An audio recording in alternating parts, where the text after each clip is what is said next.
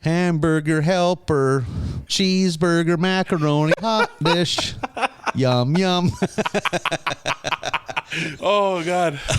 I'm leaving all that in. We'll start the theme song after that. These two grown men had never seen The Simpsons. How the fuck's that even happen? We're two grown men on a mission now, so buckle up and just strap in. I'll never be your beast of burden. I've walked for miles, my feet are hurting. All I want for you to make These two grown men had never seen The Simpsons. It's America's barley basket. Welcome to episode 64 of America's Barley Basket. I am Nathan Folsebuck. Sitting next to me, physically, is Marlin Wells. Hello, Nathan. Hello, Marlin. How are you? Okay. Yeah? I ain't got no hot takes about my physical condition. No? I am normally dressed and normally bathed. I'm not neither a dirty boy or a clean boy. I'm in between boy. Just a real average boy. Yep. I mean, I kind of at an age now where you can always... Anytime I've shit, I could probably stand a shower afterwards, you know what I mean? Like, I'm never truly clean if I'm shit. Like, I mean, we all are kind of, you know, like, wouldn't want to get examined by a doctor, but I'm at that age. Like, I should have showered. You're not at the point where you're taking your shirt off to take a dump it should be straight toilet to shower. Is how it should be. Like, farm to table, toilet to shower. That's my go-to move if I'm ever, like, out of toilet paper. I don't need to, I'm not, going to wipe my ass with an old Listerine bottle or something. Nope. I pay rent. There's a reason I got that shower. I'm, get in there and just hose down. I don't need to. Ever been in a public restroom and taken a shit and not had TP? Ever had that nightmare scenario unfold? No, I never have. I had it within the last 18 months. Went and had breakfast at Village Inn with a buddy. We're going to go look at a car in Minneapolis. So we had ate bright and early so we could get on the road. And taken a shit that probably should have been taken a day and a half ago. So again, I'm shitting in a Village Inn. It's not like this was a pleasure shit. This was taking care of biz. This is a TCOB shit. And I find out there is no toilet paper. Because it's like, hey, it's 10 o'clock at night. Things happen. Mm-hmm. You could have checked the toilet paper. You just chose as a business that this isn't a priority. Mm-hmm. So what did I do? What did you do? Well, first off, I'm like, oh boy, you know, that the realization. There's a panic. Nothing there. And then like 7 children burst into the bathroom. They're playing grab ass. I'm like, oh no, I wanted this to be an alone decision. Now they're playing freeze tag. You didn't need an audience just outside the stall. I'm like, terrific. They made the bathrooms safe. Yep, they made it base. I think I did what the best thing you could do is I used my socks and I flushed them because I hoped it gummed up the work so bad. So they're going to have to send somebody in there and they're going to realize that their actions or inactions have consequences, Marlon. This is a teachable moment for them. Oh, man, there's a pair of ankle socks covered in shit that were blocking. Yeah, because if you look to your right, there's no fucking toilet paper. I'm still angry about this. Apparently. Those were good socks. And then you had to go all the way to Minneapolis with no socks. Yeah, I hate shoes with no socks. Winter time, man. There are people that do that. They should not be allowed to vote. Yeah. That should be... No. If you do that, like if that's just a decision you make, I can't be bothered putting socks on. Yeah. If I'm appalled by your level of laziness, you need to do a deep dive on your personal self. Yeah, you know, shoes with no socks is a nightmare. Yeah. Like, if I do that, I may as well throw those shoes away. Yep. Like, oh my God. We're gonna sweat up them shoes. All of those people should throw those shoes away. There's no one that magically have non-sweating feet. Right. Yeah, I don't approve. Do you have normal sweaty feet, or are you a stinky foot boy? No, I would call myself a normal person when it comes to feet. Do you know stink. somebody that has those feet? I think I know 2 people. I don't know that I do off the top of my head. I don't get a lot of company, so I don't know. I've had a couple people that have crossed paths with me over the years that have they've had to have talkings too. Like, you cannot just do what normal people do. Your feet need daily work. Like, I had a Craigslist roommate, which that's always good start. Rolling the dice there. Yeah, that's as good a start as so I'm at a Village Inn bathroom. Yep. And I worked nights, so I was on the different time, I was living a different life than the rest of my housemates, and I kept thinking, these sons of bitches are eating like bowls of cereal and leaving them somewhere because this place always reeks of rotten milk. I was like, oh, God. And I finally said, what's wrong, you guys? Like, and they're like, oh, you're just noticing this now? I'm like, yeah. It's not rotten dairy. It's that fucking guy's feet. Jesus. That's how bad his fucking... And then finally, we ventured into his bedroom. It was like something... It was like in Aliens when they finally get down to the sub-basement, and it's like the walls are cocooned, and like Frost is like, don't touch nothing. In the air. Yeah, I was like, oh, no. This is his stink cocoon. Like... Take care of your feet. If you got those feet, hey, it sucks. Take care of them. It's just another chore that you have to exactly, do. Yeah. I think I got regular old feet. Mm-hmm. Like, I don't want to put them in anybody's mouth, but like, I mean, I'm sure. Well, I mean,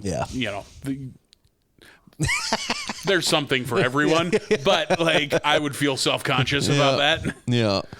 You got dainty little tootsies. I got hairy feet. Oh, do you? Yeah, I mean, not like braided, but like, it's like you don't got beads like in it. I got like my big toe knuckles got a little tuft. I got a little fuzz. Yeah. I don't even have enough to call it hair. Yeah. I'm just envisioning yours just looks like a Viking's beard. It's like just braided parted down beads. the middle, horse mane right on the top of my feet. Yeah. It's like a perpetual slippers. You look like Jason Momoa from Game of Thrones. We were talking, it came up on the podcast a couple of weeks ago. So I was on the road much of this past week. And as we mentioned before, moms do love Dr. Mario. I was on a road trip with my mom in which hella Dr. Mario got played. She picked that game up after probably not playing it for, I'm going to say, 25 years and immediately took it to level 19 out of 20. Like, just fucking cranked on it. It was great. Moms love Dr. Mario. Now we have empirical evidence. If you want that T-shirt, they should email us because I think we should make that a T-shirt. We also in Gillette, Wyoming, stopped at a meadery where they make mead, and you and I had talked a couple weeks ago about mead and how you had not experienced mead. So I brought back a bottle of mead. Shout out to Big Lost Meadery in Gillette, Wyoming, which was awesome, easily the best I've ever had. And I have poured you a little glass there if you want to give that a try. A tasty treat. Try something new today. I don't imagine you'll like it, but I like that you're going to try it. This is a podcast first. The glass is right by my mouth, right by the microphone. Mm-hmm. Nathan is going to have a little sommeliering here. Sommelier. Okay, he's swishing. Yeah. Yeah, it's not intolerable. Like, I could... Like, they should put that on the bottle. Does it pack much of a punch? Oh, yeah, it's like 19%. Okay. See, if I wanted to tie one on, and this is the option, I would proceed, if that makes sense. Yeah. It's not You'd like... get after it. Yeah, it's not something that's so... But no, this is... I mean, it's not my cup of tea, but like... My cup of tea is trash. So yeah, and I knew that going in, because like you're sipping from this wine glass with mead in it, but in your cup holder on the couch you have a Miller Lite 16 ouncer. So I know how you are. Yeah, like I don't know, I could fuck with this. Yeah, like I would rather have this than like a super dry red wine or something. Oh, absolutely. But that's the kind of boost for me. It's like, is this worth tying one on? Sure. Like, is this, but like, and it's in the wine camp for sure. Would this be drank cold ever? Either warm or cold. I think if I'm just not a room temp beverage guy very often. I like whiskey. I like it on the rocks. Mm-hmm. So like this cold, I can fuck with it. Yeah. So I enjoy it. So that's a America's Barley Basket seal of approval. What's the name of the business again? Big Lost Meadery in Gillette, Wyoming. So good on you, Big Lost. I think if I had a meadery, I'd call it Beat Your Meadery. That's clever, huh? Jeez. Talking about masturbation. Yeah, no, we got it. We got it. Let's see. I knew like I was bringing a bottle home for myself anyway because it was great. I had a horn down there. They gave you a drinking horn, like a fucking Viking. Oh, really? So I took down a horn sitting down there, and I was like, "You guys bottle this, right? Because I got to have a bottle of this." And I knew that I had to let you get a taste of it because I'm going to finish the rest of that bottle as soon as we're done talking about The Simpsons and whatever other happy horse shit we get up to. If you were to 2 or 3 big cups of this would get you feeling pretty good. It's warm. It's got a wintry quality to it. I could see this, drinking some of this on a bright summer's day when it's super cold. You're ice fishing. You got the ice house is warming up. You're like, it's drink it at a normal. You don't want to shit your pants early in ice fishing, so just pace yourself. That's my rule. I try not to shit my pants too early when I'm ice fishing. You live and learn with that one. Trial and error. Yeah. These are new coveralls. It costs $150. These Carhartts are expensive. I can't afford to keep shitting. What do you think a full body Carhartt coverall costs now? I bet is it upwards of $150, $200? I was going to guess $140 if you made me guess. Yeah. I was thinking that, like, I have a pair of, like, the bibs, Carhartt bibs. Yeah. I think I bought them like in 1998. I think they were close to $100 20 some years ago. Like, so man, nothing I bought in 1998 still fits me today, bro. They do not. Like, I could cut the inner thighs. They'd be tiny little chaps on me. That's exactly what you should do. Yeah. Hey, can you cut the ass out of these cars? Get out of my store. I could. I got a scissors. Bring those bad boys over. I'll tailor those up for you. I was never a full body coveralls person. I prefer the bibs. I don't have the build for it, but you're right. Yeah. Right. Like once I get them up over my shoulders, both my shoulders and crotch hurt because I'm all torso. So there's not enough torso in there. Yeah. I just can't. You have to be a certain. You probably got to be fairly skinny, and they're not meant for tall people either at all. No. Like, it's fun. Like growing up here, where we're a quarter Norwegian, a quarter German, and 50% big galoot. Yeah, you forget that we're big. Yeah. Even if you don't feel big here, we're bigger than average. Nothing's built for people. And we're pumped full of raw beef and corn since we have our first tooth. So like we're all just these fucking horse people. Like you're supposed to be able to ride 5 people in a Chevy Malibu. 3 of us can ride, and there's going to be complaints. Yeah. That's true. Yeah, we're just all draft animals. You look at the seatbelts in the back of like a Chevy, like the 3 seatbelts for adults. Right. What's this middle one for? If you need to holding a cooler, little playmate. Yeah, we're big people. We got ourselves some Simpsons lined up as per usual. We are early on in season 15 of The Simpsons. We're doing episodes 4 through 8 today. What do you figure? You want to talk some Simpsons? Why not? Episode number 4 of season 15 is I'm going to say the Regina monologues. Yeah, I don't think it's the Saskatchewan town. You don't think it's Regina? Oh man, I used to work at a call center, and I didn't grow up with anyone named Regina, and I would always call all the women Regina. Because I knew Regina, Saskatchewan. Yeah. And finally, a woman very curtly, it's Regina. I was like, I learned something today. Thank you, man. As a friend of mine who also worked at a call center, he called people Jesus until finally someone's like, it's Jesus. Oh, boy. Yeah. Jesus Montero? Sure.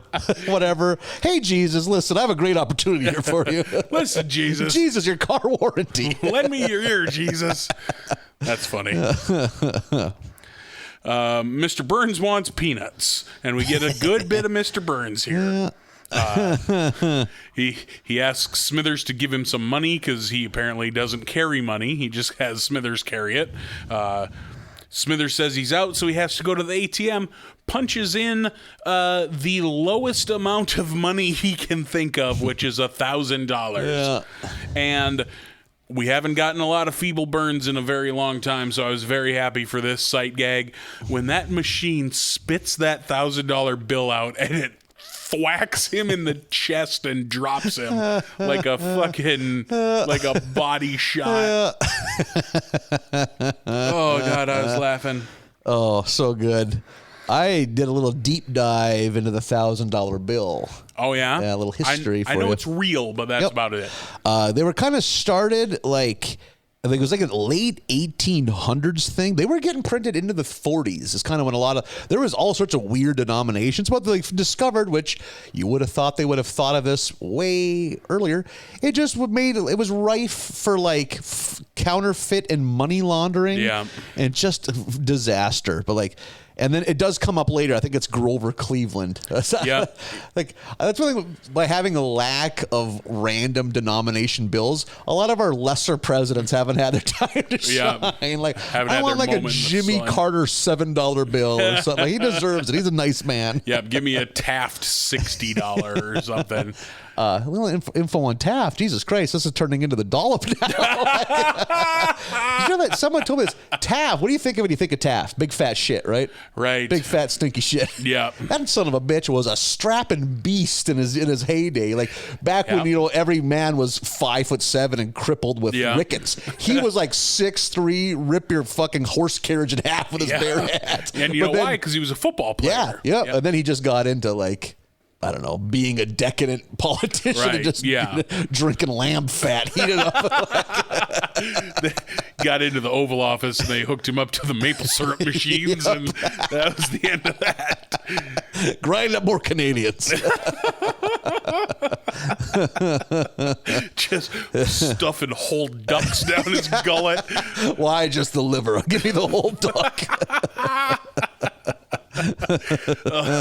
Like boiled duck, just a whole duck. Yeah, throwing his head back and all the way down like a pelican taking up. What do you big mean? fish. Got it? I want it all.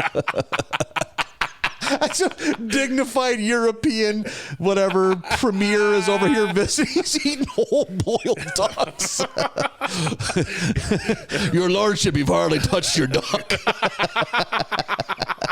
They got a mound of them on the table. Just a pile of ducks. It's an appetizer.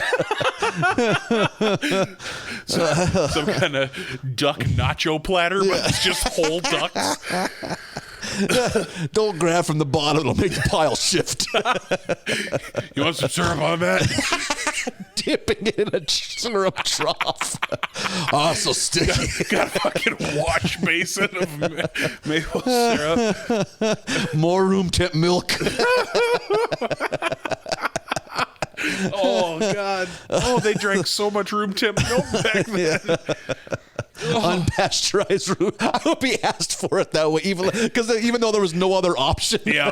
More unpasteurized room temp milk. They've never heard of Pasteur. Yeah. Yeah, whatever, dude. That dude ain't even born yet. Do you mean just milk? Are you from the future?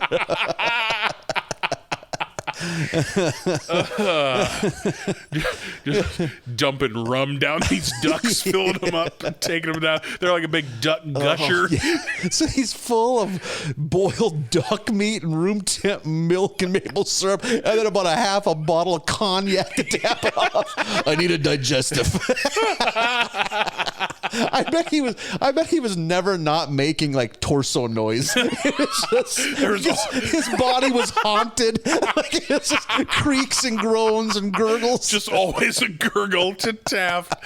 Sounds like a haunted house. Like a cave fire or like a mining fire that's about to blow at any moment. Is someone opening a big door on an old ship? No, that's just Taft. They need to send a canary to Taft's mouth. It's even safe for the dentist to check him out.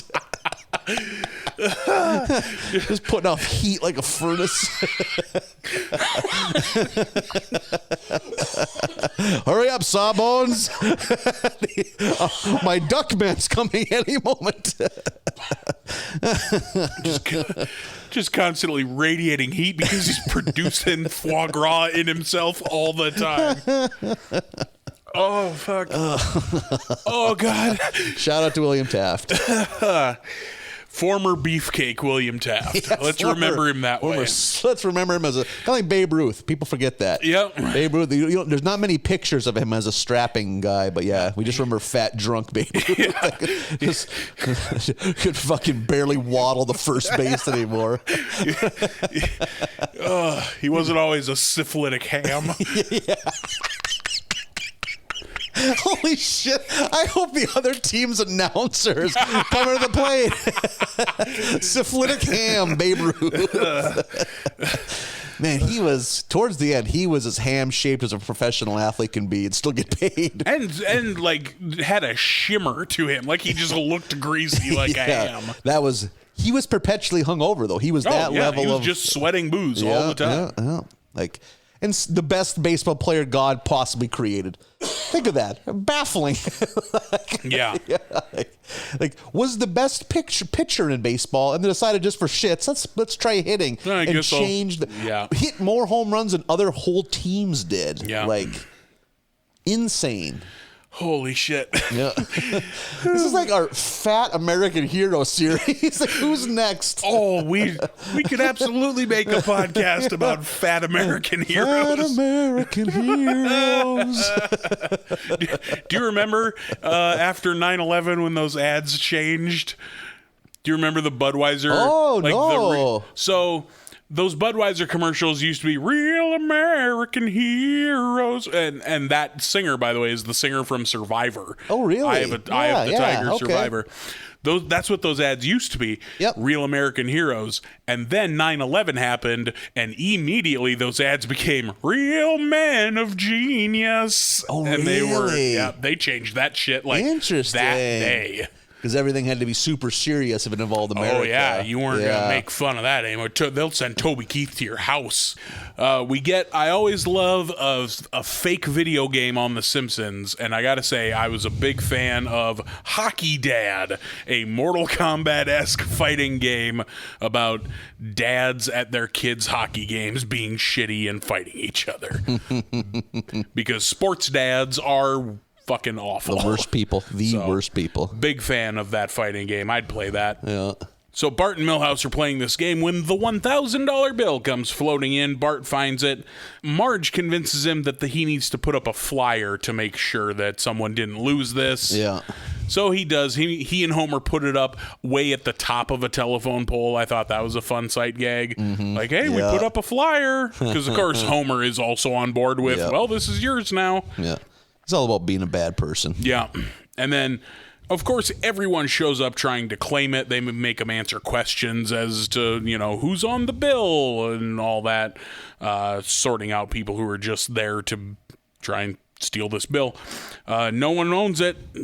There's a great gag at the breakfast table the next morning when Bart's like, oh, imagine what I could buy with $1,000. And he visualizes that moon party. Yeah. Bart's moon party fantasy, which is fun. Because when you're 10, that's what you think $1,000 can get you. That's what I thought $100 can get you. No shit. Yeah.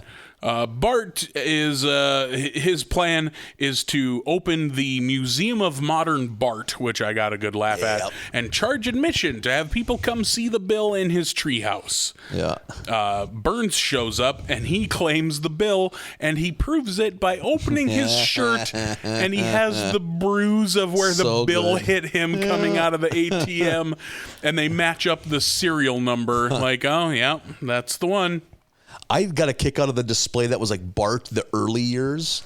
And you forget, he's not on a skateboard. In the early seasons, he was on that skateboard all on the slingshot. Yeah. It's just now slingshot, it's so passé. Right. We've had Columbine. Oh, shit, yeah. 2003, slingshot, not really the troublemaker's weapon of choice anymore. I mean, it was even kind of dated in 1989. Yeah, but now it's thanks to Dennis the Menace. Yep, now it's just, it's totally antiquated. So Burns takes the $1,000 bill, but that's fine because Bart made over $3,000 with his museum. Yeah. They decide we're going to go on vacation. Abe wants to go to England to find Edwina, who was a woman he had a one-night stand with in the war before shipping off to D-Day. Am I wrong? In the early Simpsons, very early, was Grandpa Abe a World War I? I think so, yes. So it's funny how this show is going to keep changing. Eventually, he's probably a Korean War vet. And now he's eventually going to become a Vietnam War vet because it'll be impractical for him to be a World War II vet because he'd have to be 120 eventually, you know? Like, we're getting to a point now, you are approaching 100 if you're a World War II vet. Yeah. It's just so, just time marching on, man. When I was a little kid, every old man was a World War II vet. You're 70, you were in World War II. You saw that hat everywhere. Yep, totally, yeah. Like 90% of the town marched in the parade. Yeah. Go in to look at it. Yeah.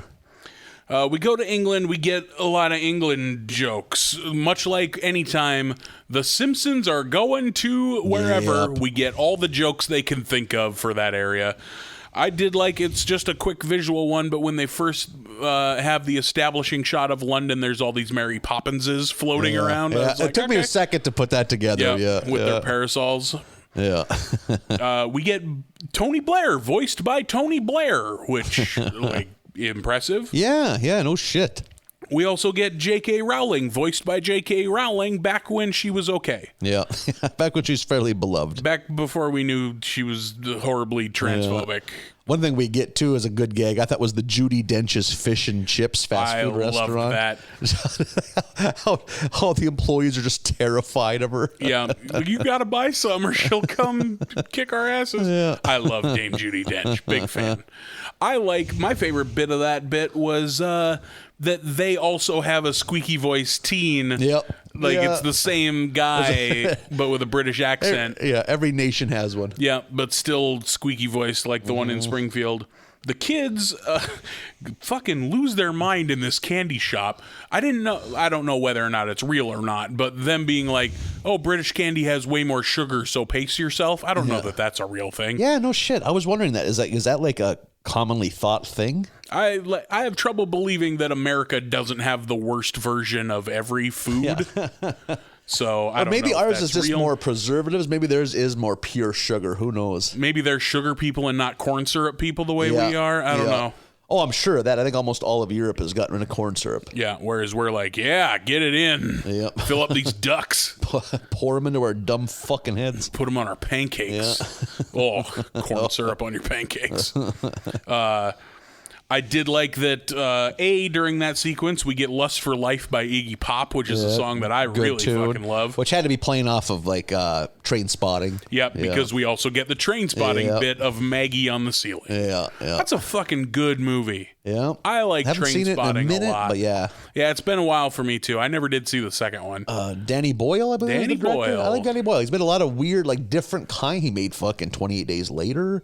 You ever see that, what's the space Sunshine? one? Yeah. I love Sunshine. I like that one a lot. He made a kind of like a family movie called Millions about a bunch of little kids that find a bunch of money out in the woods. Huh, okay. Yeah, that one was definitely not as big of a hit as some of his. Did he do Slumdog Millionaire? Slumdog is probably his biggest one, yeah. I don't think, has he had a hit in the last several years? Maybe he's kind of, I don't know what he's up to now, but yeah, he's one of those names. If I see his name attached, okay. I'm intrigued. I'll listen to what Danny Boyle has to say. Yeah, I think he did Shallow Grave. This is just turning into a Danny Boyle podcast. Mm-hmm. Yep. It's our new Danny Boyle podcast. Yeah. So Fat American Heroes and Danny Boyle. I watched 28 Days Later just last year. It's still very good, it turns out. I bet, yeah. I enjoyed 28 Weeks Later, which I'm not sure if he had anything to do with. He directed the opening of that movie. Interesting. The pre-title. Really? Like the opening little cold open. Which is so good. One of my favorite openers to any horror movie. When all those zombies are running through that meadow, just waves of them. I was like, that's pretty rad. He directed that. I love that movie. Both of them. The first one in particular, fucking what's his name, Cillian or Killian Murphy, is great. And motherfucking Chris Eccleston, who I really love. He's the leader of the army guys at the end of that movie. He is good, damn right. Yeah, he's fantastic. My favorite Doctor of all the Doctor Who's. He was only Doctor Who for one season. Oh, I've never seen it. But he's great. I've only seen smatterings of Doctor Who because it was on PBS when I was a kid, and I just always assumed it was shit. Because if it's on our TV, it's shit. if we get it, it can't be good. Yep, the good shit's safe for people that live in town that have cable. That's fucking funny. They're punishing us for living in the country. We also get an appearance by another favorite of mine, Sir Ian McKellen. So, do you think, is that a known thing that, like, you don't say Macbeth out loud?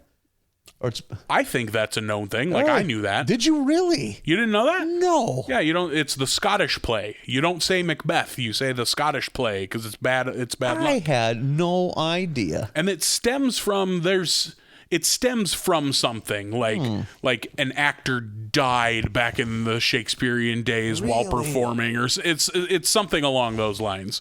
Like, so you just don't say it. It's like a cursed name. Yeah, I had to suffer through 2 different Shakespeare classes in college. How I passed them, I think it was just a war of attrition. Like, I'm gonna be here. You gotta have to. I'm just gonna keep showing up. I suffered through 0 Shakespeare classes, and I know the Macbeth thing. Macbeth was one of my. I didn't like a lot of it. I understand that it was groundbreaking. Shakespeare was centuries ahead of his time, but like, I don't know. I love Macbeth, though. I think the Macbeth story is good. I like King Lear. Those are the 2 that stuck with me. I like Macbeth and Hamlet are the 2 that stick with me. So Hamlet doesn't do as much, but I get it. Hamlet's, super popular. Probably second most popular after Romeo and Juliet. Probably. Yeah, that's probably the other one. If you did the Family Feud thing and pulled 100 people to name 2, very good those point. are probably the 2 they would say.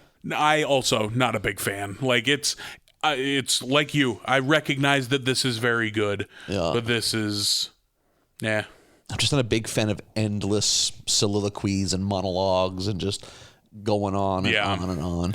I have trouble getting into things that are super antiquated in their language. Yep, I have trouble with Shakespeare. I have trouble with H.P. Lovecraft. Yeah, like man. All these people were in different stages of terminal disease. Right. Their brains were the misshapen walnuts. It's like...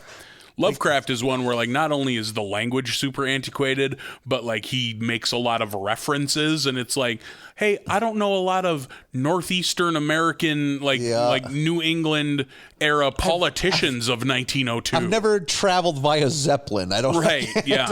I can't appreciate the Zeppelin references you're making right now. When I'm reading Lovecraft, I have to like have a dictionary open, and I have to suffer through the N-word a lot. Yeah. Like, I really got to grit my teeth through H.P. Lovecraft's racism. Some hot takes. Oof, the hottest. We get a classic bit from European Vacation of them stuck in the roundabout all day. Easily my least favorite of the vacation movies. I've never seen Vegas. Maybe not easily. Vegas would be the other one to fight. So I don't dislike European Vacation, but I get it. Yeah. It's just that the other 2 are so very good. Holy like Vacation, shit. I could probably do with never seeing I Christmas do like Vacation ever again. European Vacation with them, like how they won it with that game show where they're in those pig in a poke. I get a kick out of that. Christmas Vacation's so good, but it's also like I've seen it so many times. I've seen it to death. Yep. Same here. Mom's like Dr. Mario. Dad's like the saucer scene in Christmas Vacation where they grease it up. Yep. That's guaranteed to make every 55-year-old man in your house laugh their ass off. Also, like shooting when the bear gets shot in the ass in The Great Outdoors. Yep. That is dad comedy, right? Just right in the sweet spot. That movie's so fucking good. Look at Great that. Outdoors is amazing. That bear ain't got no hair on its ass. Look at that. Yeah. That's not how they normally look. That would get the ultimate comedy compliment out of someone that age. How do they even think of that? Yeah. That is, if you ever hear that from someone, that is the highest compliment they can pay. Yeah. Who are these people? How do you even think of that? So they finally get out of the roundabout, and Homer runs into the Queen's carriage inside Buckingham Palace. And Homer is sent to the Tower of London. I love that they don't have a modern prison. They just have the Tower of London still. Lisa is outside with an old book and tells him how to escape via Sir Walter Raleigh's old escape tunnel. A lot of good old world references in here. So he exits, but the tunnel comes out in the queen's bedroom, so he's immediately captured again. He begs the queen to let him go, and she agrees. You can go home, but you have to take Madonna with you, which is an extremely dated reference. Probably she was dating Guy Ritchie, I'm assuming. Yeah, and she was like speaking with a fake British accent and all that. That would have been all at this time, and yes, that is extremely Imagine dated. being surrounded by so many like sycophants and yes men that like you could do that as a 40-year-old woman, right? And no one would like, what are you doing? Yeah, like if you tomorrow, just started talking with a British accent, everyone around you would be like, "The fuck are you doing?" Yep. I had a buddy that went to basic training. There's people listening to this podcast right now that might know who I'm talking about. And he came back talking with a slight southern lilt to his voice, and we teased him out of that the first night. Like, we took shifts, tagging each other in. Okay, bust his balls till I get back. You tag out, you're all sweaty. Yeah. You get the hot tag. Comes in firing like a house of fire. Kind of like Robert Gibson throwing haymakers. Robert Gibson, is the eye getting lazier? I worry. Like, eventually his eye's going to be facing his brain. Just all the way around. Yeah, maybe it'll come back around and be normal. That'll be their time to really hit the wrestling nostalgia circuit. Oh, they Rock Get and Roll on some Express of these indie mud shows. Yeah. Play some armories again. Edwina shows up at the airport with clearly Abe's daughter from the one night stand. Looks like Homer, but a woman. And Abe takes off, and that's it.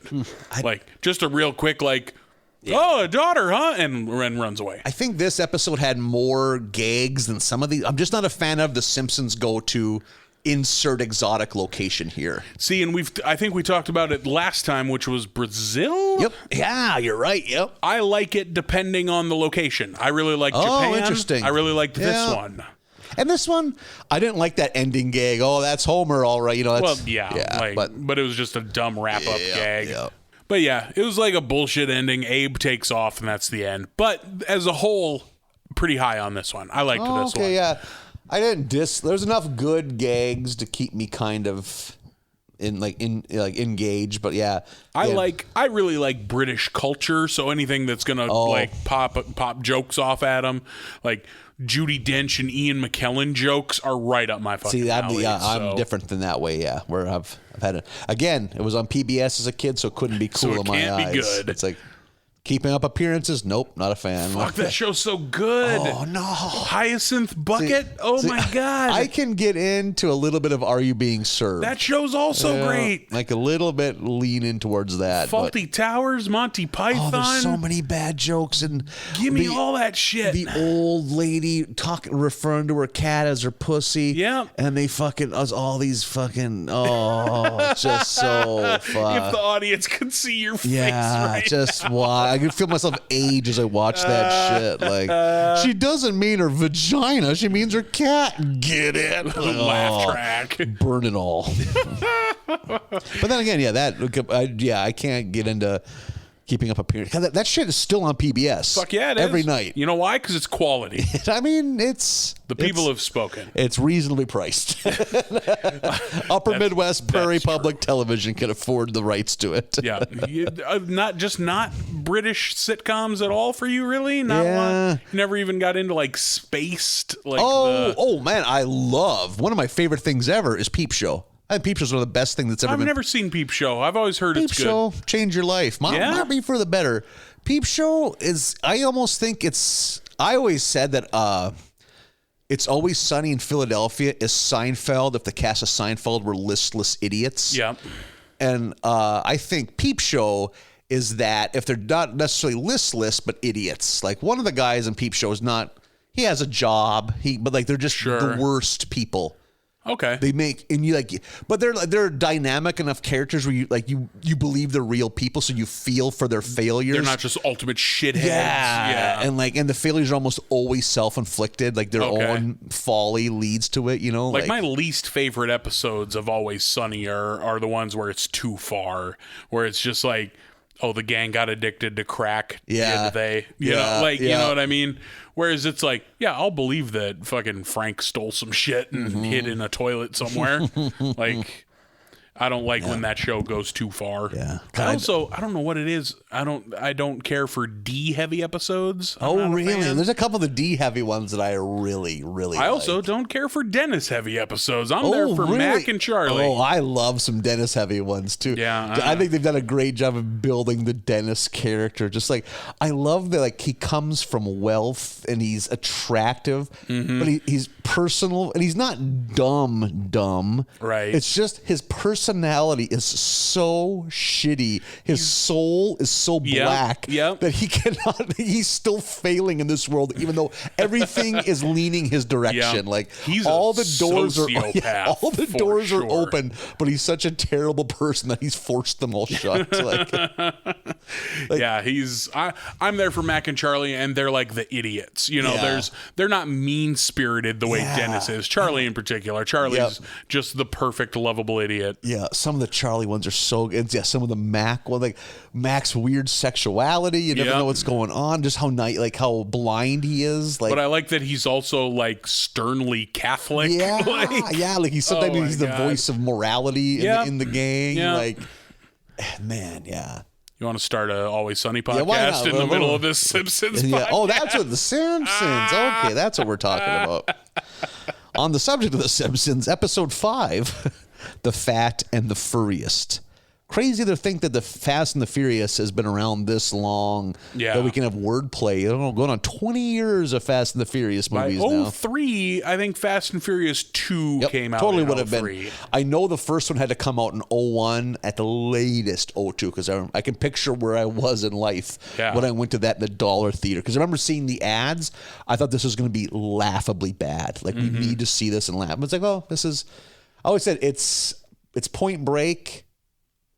Sure. If you replace surfing with street racing. Okay, yeah. It's like, oh, these are the criminals, but they're kind of like morally decent people, you know, like good people doing bad things. I'm an undercover cop trying to get into this weird subculture. Instead of surfing, it's street racing. Yeah, it is a Mad Libs where you replace a couple things. Like, but the sequels have become amazing. They're very good movies. I like the Fast and Furious. Outside of 2 and 4, I like the Fast and Furious movies. Oh, I thought 4 was good.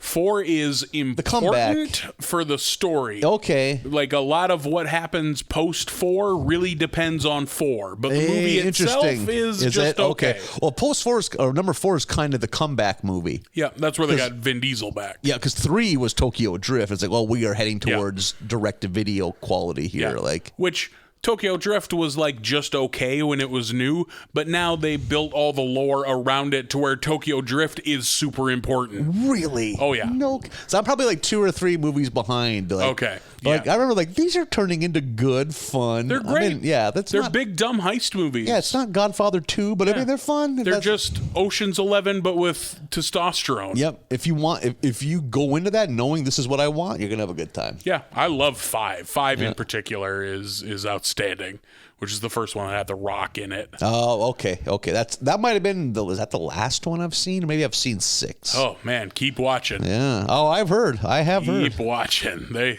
They're fun. The Simpsons. Oh yeah, right. That's the thing we sometimes watch and talk about. Episode 5 again, The Fast and the Furious. You get some. My next thing is, you got any hot takes on the Fast? But we already just got them. Some Stockton to Malone shit here. Not even that hot of takes. They're great, and that's kind of the end of the take. All done. Yeah, that's all we needed. Yeah, and the critics would agree with you. Which what a time to be alive. The critics have come around to Fast and the Furious. Jordana Brewster, timeless classic beauty. Who? The dark-haired, straight, dark hair parted down the middle, usually really pretty. She has a part in the Fast and the Furious. I don't know who she plays. The hot one that's not Michelle Rodriguez? Exactly. Okay, gotcha. Yep. Mm-hmm. And she kind of 20 years ago looked like she was going to be one of the next big actresses, because she's right there, but just never got the right roles because Hollywood's weird. Some things don't roll your way. And Tom Selleck says no to Indiana Jones. Yeah. He's not the biggest action star of our lifetime, you know. You want to have a weirdly strong emotional moment, especially during a Fast and the Furious movie. I think it's at the end of 7 where Paul Walker died. Oh, yeah. So they have a moment at the end of 7 that has you being like, no, this is fine. Everything's fine. It's like, oh, did I really come to this Fast and the Furious movie to cry in this theater? Ugly cry. With all the rest of these fucking... Wiping my face on my sleeve. All the rest of these tribal tattooed men weeping. Falling into the arms of the man beside you. I ain't above it. Moistening his affliction t-shirt with your tears. Getting a little snot on his tank top. Yeah. So the episode begins. Okay, here we go. Homer and the kids go shopping for Marge's Mother's Day gift because none of them have anything worthwhile picked out. So they kind of got to do a 11th hour present run. You an MVP when it comes to Mother's Day gift, or are you just standard? Mother's Day, I feel like I always had a gift when I was young because you usually made something in school. In adulthood, it's like I'll send a gift card. I'll call.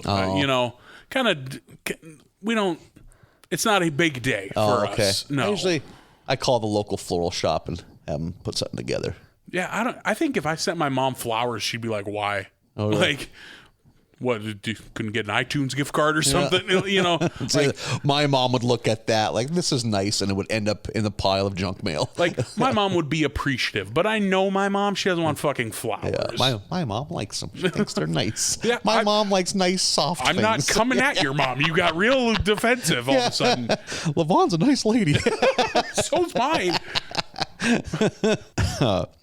So they are shopping. We get a lot of, I kind of like The Simpsons shopping where you get to see a lot of pausing. Ooh, what's the name of this business? Is this an in-joke? Yeah. So I love when we get deep into Springfield and get to look around at shit like that. One thing that's never changed in all these seasons and as the quality of the show as a whole has gone down, one thing that has not, any joke in writing is going to be pretty good. Very good point. The name of a store, a headline in a newspaper, like... If you got to pause it, it's going to be a good joke usually. Those jokes always good still. So it kind of starts with them hitting up different kind of random boutique type stores around Springfield. But then they decide, hey, let's go to Sprawl Mart, which is Walmart. Yeah. I think it's had a few. I think we've had a couple different. Has it always been Sprawl Mart? I think they've had a couple different. I felt like Sprawl Mart was new. Yep. I think so. I think they might have referred to like some other big box store, but this extremely direct Walmart reference felt new. I love they walk in, they're like looking at all the different things. It's Bart, hey look, Jacqueline Smith has a new line of axe heads. Such a good, huge display. Yeah. With like 8 different types of axe heads. As they're walking, there's like a mountain of globes. There's so many random things that they have so many of. Yeah. I love and then they run into Patty and Selma. Their cart is all Kahlua and Laramie cigarettes. Yep. So awesome. That's a lot of Kahlua. Just drinking White Russians and smoking heaters. Man, for me, a bottle of Kahlua goes a long way in my house. I went through a time in my late teens that when I figured out how to make White Russians, I had a buyer that would get me the booze required. Because you were 11. Yeah, because there's a thing too where there were buyers, okay, I'm going to buy Bud Light. I don't want to list. That's obvious. Right, yeah. When you find someone that's willing to, okay, I'll get you whatever, novelty beverage you need. Yeah, I'll get you a bottle of Pucker. It's like, do they have this kind of Sambuca? Do they have Aftershock? I like the crystals. Oh, my God. I wonder what percentage of Aftershock is drank by someone that's legally the age to 0. drink. It's like, what that grown is adult a teenager's wants that? drink. Yeah. There's a thing for a while called Tattoo. It would just turn your mouth bright purple. What 40-year-old wants to come to work on Monday, the mouth that's dyed purple? Oh, God. Good times. Kids got to have their booze, too. They do. I should have run for local office on that platform. I can see the yard sign now. So they go shopping. We have a lot of good sight gags. They end up getting, it was Patty and Selma suggested it. They got Marge. It's kind of like a carnival kitchen helper. The kitchen carnival. Yeah. And Homer kind of gives him credit for, you know what, you two slags are all right. Good use of slag. Yeah. I liked that. And it's kind of like a all-in-one carnival food.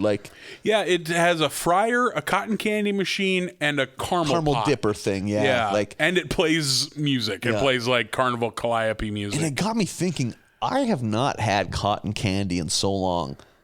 I can't mentally picture the taste. I can't. Oh, really? I can't think of the taste bud memory of that because I bet I haven't had cotton candy in 20 years and I can taste it. I don't know how hot it is of a take. I never cared for it. Oh, really? I remember thinking, okay, this is okay. It's too much. It's messy. It's a lot. Yeah, it's big. Yeah, it's big and sticky and like so sweet it makes your teeth hurt. Yeah. I'm not in it for that. Yeah. If you want a decent equivalent, if you're just trying to get a reminder of the flavor, the cotton candy flavor Bang energy drink is pretty spot on. Is it really? Yeah. Interesting. It's Bang energy drink, so you might shit your pants that day. But I feel like there's a non-0% chance that you're going to do that in any given day. At least I have something to blame it on. Yeah, those energy drinks, that's the problem. You do this 4 times out of a week. You're like, that's why. Oh, it's those darn energy drinks. Yeah, keep lying to yourself, Chief. And Marge enjoys this. She's into it, which I like when they actually don't strike out with Marge. Yeah, she's legit excited. And of course, Homer, being the glutton that he is, he can't resist. He ends up making a, 5 foot in diameter, maybe even bigger, cotton candy caramel snack ball. Yeah. 85 pounds, he boasts. Which that is kind of funny. Yeah. So he and basically just kind of starts ruining the lifestyle in the house. It gets there's one where it's like, oh, it's got ants. Oh no, stray cats. Oh no, Flanders is because Rod and Todd get stuck in it. One of them's like, I was gonna save sugar for my wedding night. So Marge makes him take it out to the city dump. Which I like a trip to the dump. We get those about every 3 seasons of The Simpsons. We get out at the dump ground. I was a kid who spent a lot of time at the dump because my dad worked for the city. I have fond dump memories, just random seagulls, just weird people dumping an old sink. When I was a kid, I spent a lot of time at the dump. Is the most Nathan Folsabach sentence I've ever heard in my life. Oh, I still, or sometimes I get to drive in the cat type thing. I thought that was cool because it looked like army shit. Sure. You could take this bucket off and put a gun. We could be kicking some real Cobra ass right now. But I'm going to let you do your thing. Fucking humming the G.I. Joe theme. And my dad's out there, this would be so much easier if there wasn't a 5-year-old running around the cab of this right now. You're making pew, pew, pew noises. Take that, seagulls. I got him. Sure you did. You sure did. Yeah, whatever. Just please be quiet. Take this boy He's so back loud. To the hospital. So Homer has to take the candy ball, but there's a great sight gag here too, where he's walking past, and in the back there's these sectioned off sections, and one is Betamax, one is laser discs, and then there's an empty one that says reserved for DVDs. Which, pretty prescient. Spot on, man. Spot on. I wonder how much longer we'll be. But maybe there's always going to be a market for the foreseeable future for dirt cheap DVDs. Yeah, maybe. There's stores in town that are just a whole fucking strip mall section that just sells used DVDs. Yeah. Will those ever go away? Because I still see in Walmart, you'll still see some newer movies that are made on DVD. Some people are still rocking DVDs. Yeah, because I was like, why wouldn't they all just be Blu-ray? But, maybe Blu-rays they don't want to sell for $5 brand new quite yet. They want to still kind of sell it as a higher end, I guess. Who knows? They'll get phased out eventually. Yeah. I don't know that we'll ever completely get rid of physical media. Which I hope not. We've had this discussion before. Yeah, I think you lunatics will always want to have something you can put your hands on. I want to hold things. I'm sorry? I want to hold things. Okay, that's what I thought you said. Keep them to myself. I want to put them on my body. Holy shit. Walking in off of the living room floor covered in DVDs. Any clothes under there, bud? You come check it out yourself. I'm going to move out. Is what I'm gonna do. You have fun with whatever that is. Go sleep at the bus station. That seems safer. Not even good DVDs, just bargain basement shit. Just shit I bought at a pawn shop. They all got the orange sticker on the front, clearly secondhand. Got a copy of Evolution covering your bits. It's Sean William Scott's best work. Clearly, it's not. I'm going to go, Nathan. So Homer is dropping off the candy ball at the dump when he's attacked by a goddamn grizzly bear. Yeah. And we get him running from the grizzly bear. There's a bear at the dump. And the bear kind of just takes pity on him because he's just a slobbering, crying mess. And he's like, the sport of it's gone. Which we learn on Kent's Cowards. Because it kind of just cuts away from Homer. Yeah. And then the next night, or that night, he's on the fucking television. Yeah. Which... Why is it considered being a coward if you're afraid of a grizzly bear that's gonna rip you, it's gonna maul you? Yeah. Like that's like what was it? What was he supposed to do? Catching ridicule for being scared of a bear is very funny to me. Yeah, I don't get it. Like, and then I loved when they went to the playground, or cuts to the playground, and Bart's getting shit, and one of the bullies goes, "The only thing my dad's afraid of is child support." It's such a good taunt. Like, my dad beat up 7 Walmart employees. Hasn't slept in 4 days. Like, some great dad brags there. Yeah. Oh, man. And then Homer's now traumatized, which I got a kick out of, like, because he notices there's bears all around. We get, like, the Teddy Grahams bear, Super Golden Crisp gummy bears. Yeah. Oh, dude, when I was a little kid, I loved the Snuggle Bear with a love that I wish I could still feel today. From the Downy fabric softener? Yeah. Like, I would, my heart would ache for the fact that I was old enough to realize that bear wasn't real in the commercials, because I just wanted that bear to be so real. I just wanted to give that bear a hug when I was a little kid so bad. I could see you eagerly awaiting commercial breaks as a kid, being like, happy. I hope we get a Downy one. Yeah. Like, oh, he's so cute. Your parents are so concerned. Yeah. He's 14. He's supposed to be in driver's ed. He's going to quit talking about the Snuggle Bear. I remember they eventually started selling that Snuggle Bear. I was like, I just don't think I'm ready. I wasn't ready to own the Snuggle Bear. Yeah, exactly. Like, you would buy it and set it free. Yeah, just throw it out the bus window. Just lands right on the gravel. He's tired because he had too much fun solving sleep mysteries. I'm still 14. Oldest kid on the bus by 5 years. Listening to Godsmack, you got facial hair coming in. Waving open hand like little kid waves out the back window. Bye bye. All the kids are looking forward. They're terrified of me. Somebody get him his coloring book so he'll be quiet. So Homer's crying in the corner because he's having like hallucinations about the sugar bear power bombing him or whatever. I don't know, some form of physical harm. This is the moment where we get one of my favorite jokes of the episode, when one of the Care Bears is coming at him with that tire iron. And he's like, "Are you a Care Bear?" And he goes, "I'm an intensive Care Bear." Fuck, that's funny. What do you need that tire iron Why would for? a bear need a tire iron? Yep. And then I like Grandpa walked into, can I crying in the corner? Can I join you? Yeah, and they both sit there against the wall and weep. Oh shit. And then Grandpa kind of slaps some sense into him, like, hey, you gotta face your fears, like, yeah, because something happened to Grandpa, and that's the only way he was able to get around it. So yeah.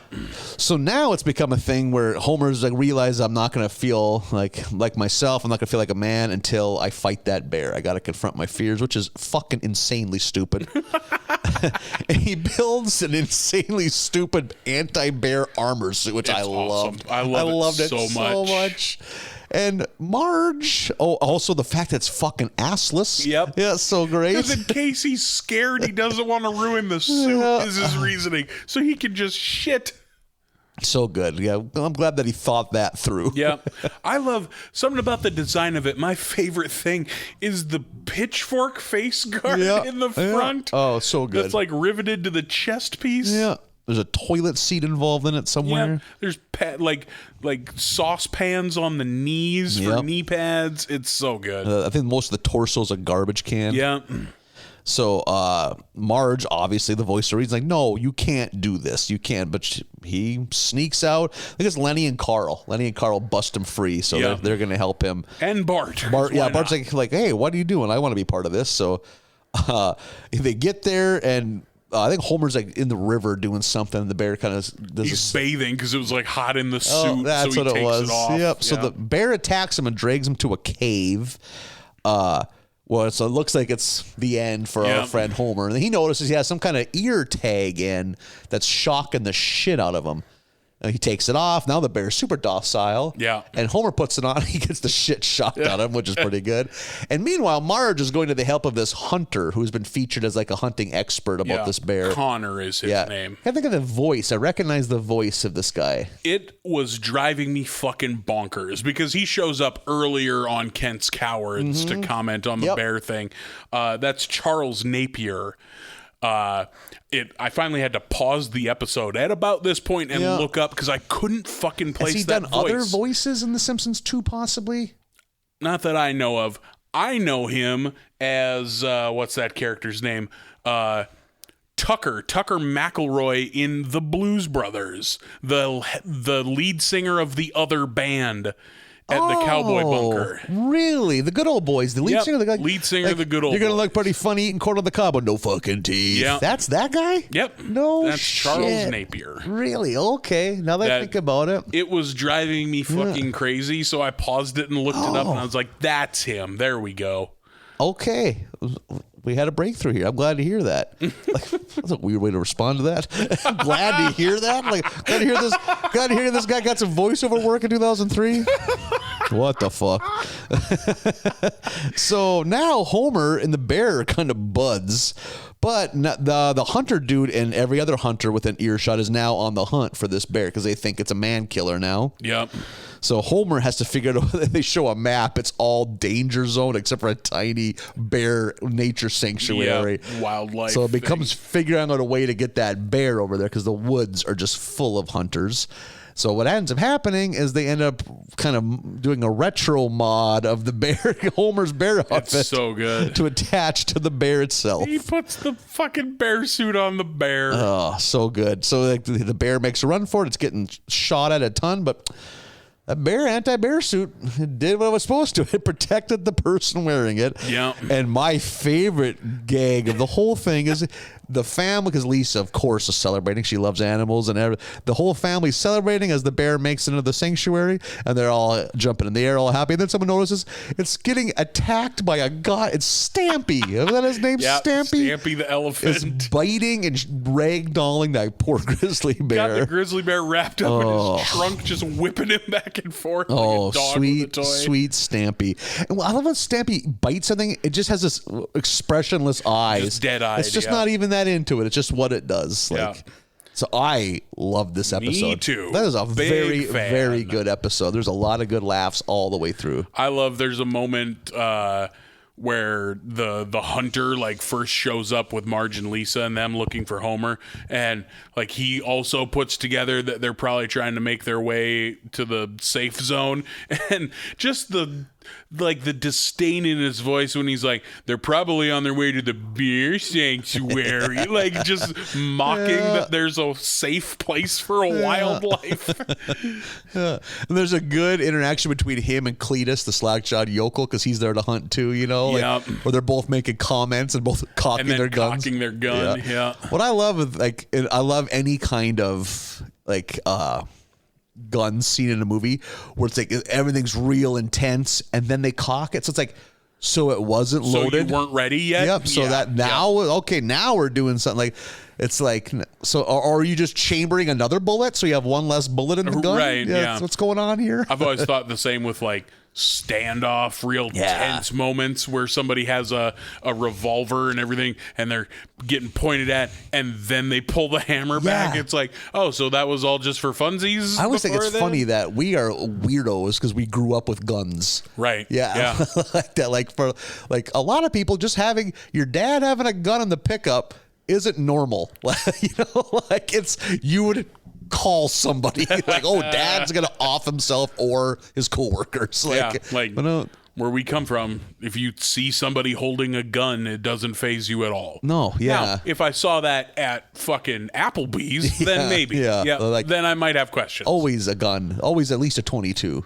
Oh, yeah, for sure. Because there's always something. Always guns in the pickup. Because you might see something while you're doing chores. You might see a coyote. Yeah.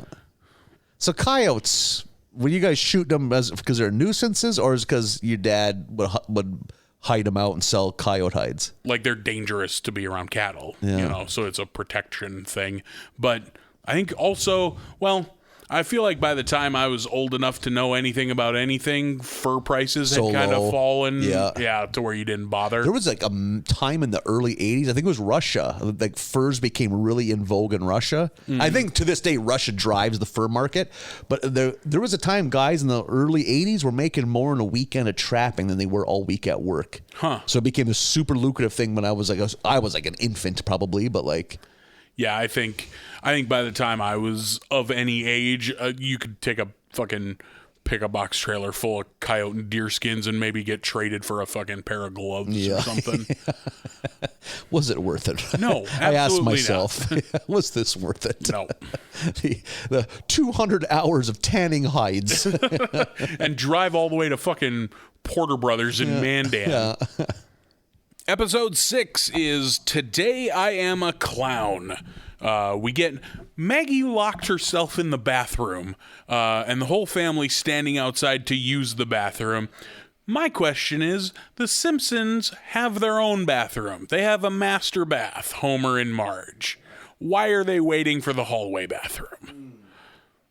I didn't put 2 and 2 together there, but you're right. Oh. Woo-wee. If you're hearing this laughter, I don't even know what to do with this. Do I leave all that in? I did not realize I wasn't holding the mic. So I'm just over here chatting like we're just chatting like pals over a cup of coffee. Like, oh my God, good times. But yeah, that's a plot hole. There's over the years there's several Simpsons house architecture things that don't add up. Like logistical questions. How many living rooms does this house have? 2 for sure. Which is on the same floor. Yeah.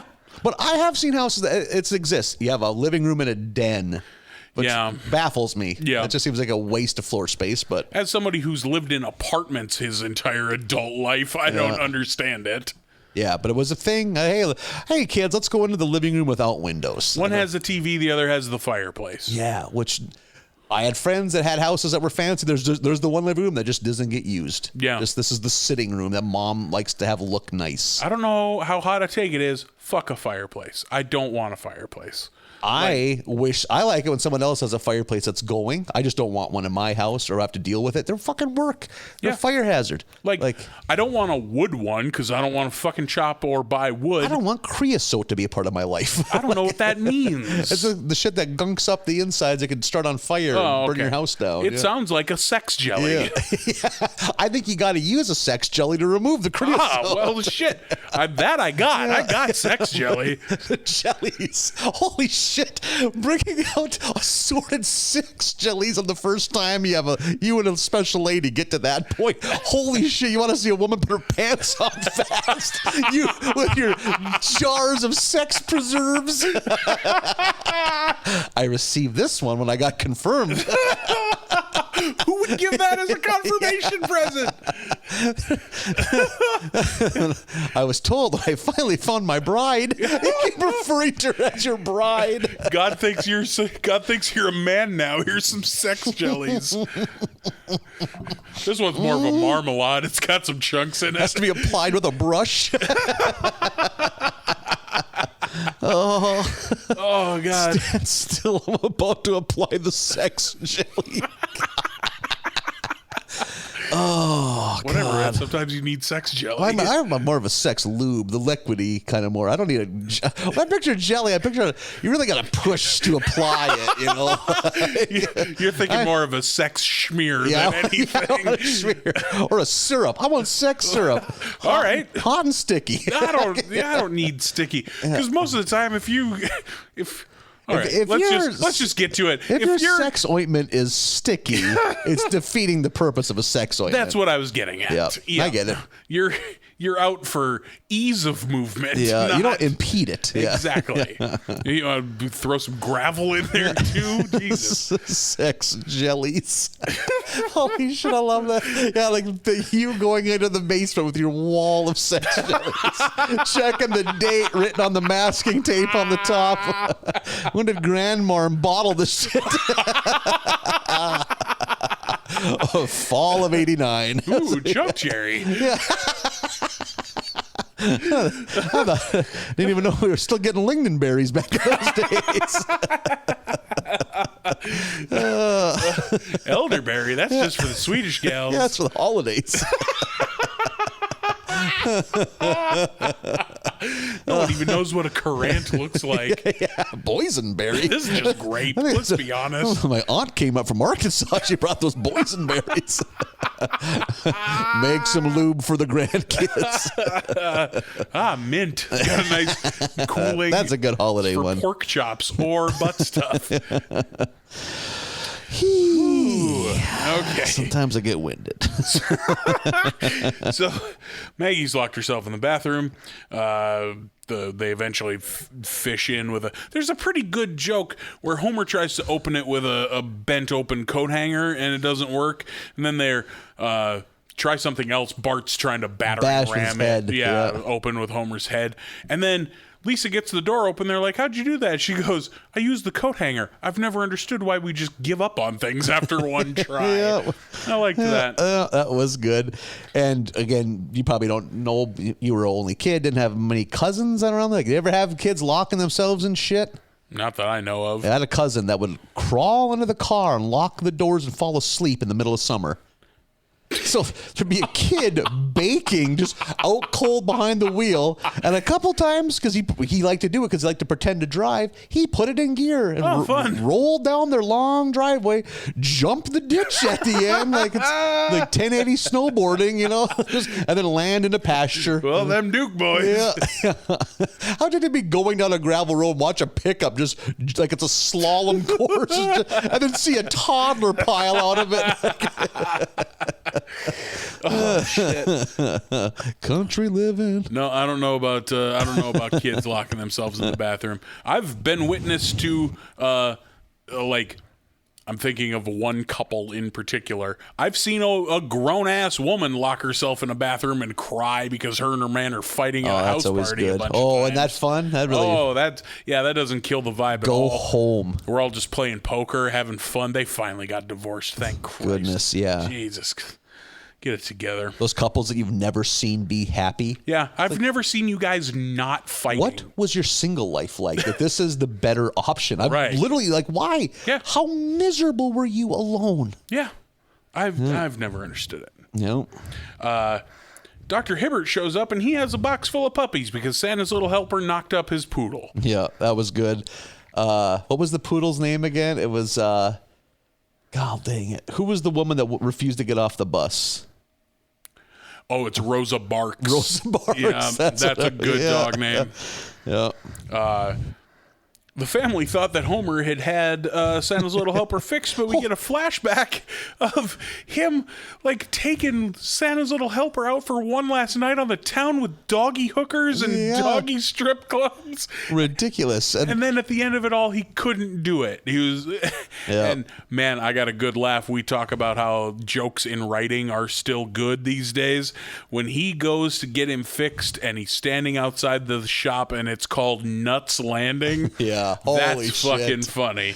And also, I should have said this earlier, when Dr. Hibbert shows up, he refers to Santa's little helper as Bob Puccioni. That's the second Bob Guccione joke in like a season. Yep. This is the early aughts. It's not like Penthouse was still a big magazine. Yeah. fucking tip of the hat to keeping Bob Guccione's name alive in pop culture. Like, the only reason I knew who that was is because they did the same reference fucking 10 episodes ago. Bob Guccione's. If I have a dog, I'm gonna name it that. Bob Guccione. That's a good one. Holy shit! Your dog having a first and last name is so good. I like animals with human names. Yeah. Like I have a friend who has a cat named Kevin, and that's a great That's fucking. good. I'm super into that. Oh, so great. So the kids are out with this box of puppies looking for homes for all the puppies and having some success. They give Snake one. I forget who else gets one. Why am I blanking? The Snake was like, I'll steal one. Like, well, you can have one. Yeah. Does Wiggum take one? Maybe not. Maybe. I don't know. I watched these 36 hours matter. ago. Yeah. Yeah. Why are we beating ourselves up? Yeah, you're really stuck on this. I was set to move on, but you had to self-flagellate a little here. Yeah. Oh, yeah. Okay. All right. Daddy like. Put the cat of nine tails down. Krusty, we get a shot of Krusty just bored at home, flipping through channels. I like dirtbag at home Krusty. Yep. The same way I like at home Kent Brockman. Yep. I love getting the glimpse into what they're like at home. Kent Brockman really enjoys bikini briefs. Oh, and yeah. tanning. Big fan. And tanning. Yeah. So Krusty gets a puppy there at home. He ends up back at his old Jewish neighborhood where he's walking through the streets and comes across the Jewish Walk of Fame, and he's pissed that he doesn't have a star on the Jewish Walk of Fame. He goes to whoever runs that kind of thing, and it turns out it's because he never had a bar mitzvah. He was raised Jewish and is Jewish, but just never had the bar mitzvah. Yep. And his dad's a rabbi. Yep. Which that's...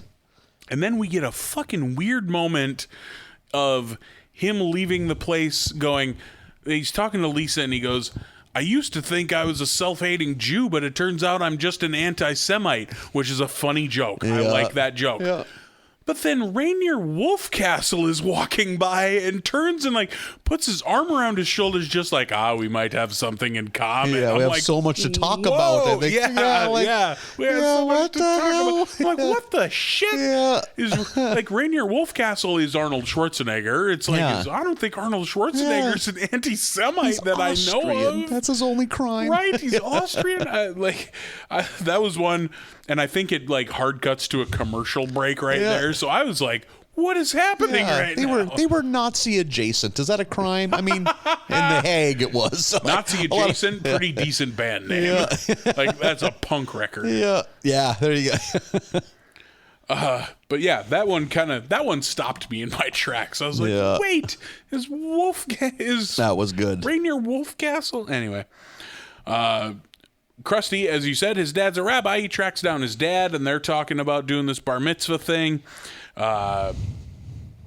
Krusty is at work, and he wants to find a guest host to do his Saturdays because he doesn't want to work Saturdays because it's the Sabbath. He doesn't roll. I don't roll on Shabbos. That's what it is. Yeah, yeah. That's what I thought of right away. So he wants to find a guest host to host on Saturdays, and it's Homer, because of course it is. Yep. So Homer, Moe, Lenny, and Carl have this like The View-esque roundtable show. Or like kind of like a Politically Incorrect with Bill Maher type. Oh, yeah, that's a good call too. I think like the blackened background reminded me of it. Yeah. Like, or what was the Colin Quinn show on Comedy Central? Politically Incorrect with Colin Quinn. Was it Politically Incorrect? No, what am I saying? That's Bill Maher. Bill Maher was on Comedy Central too before he was ever on ABC. Yeah, he was on ABC. I forgot all about that. And he got fired because he made comments about the Taliban not being cowards right after 9/11.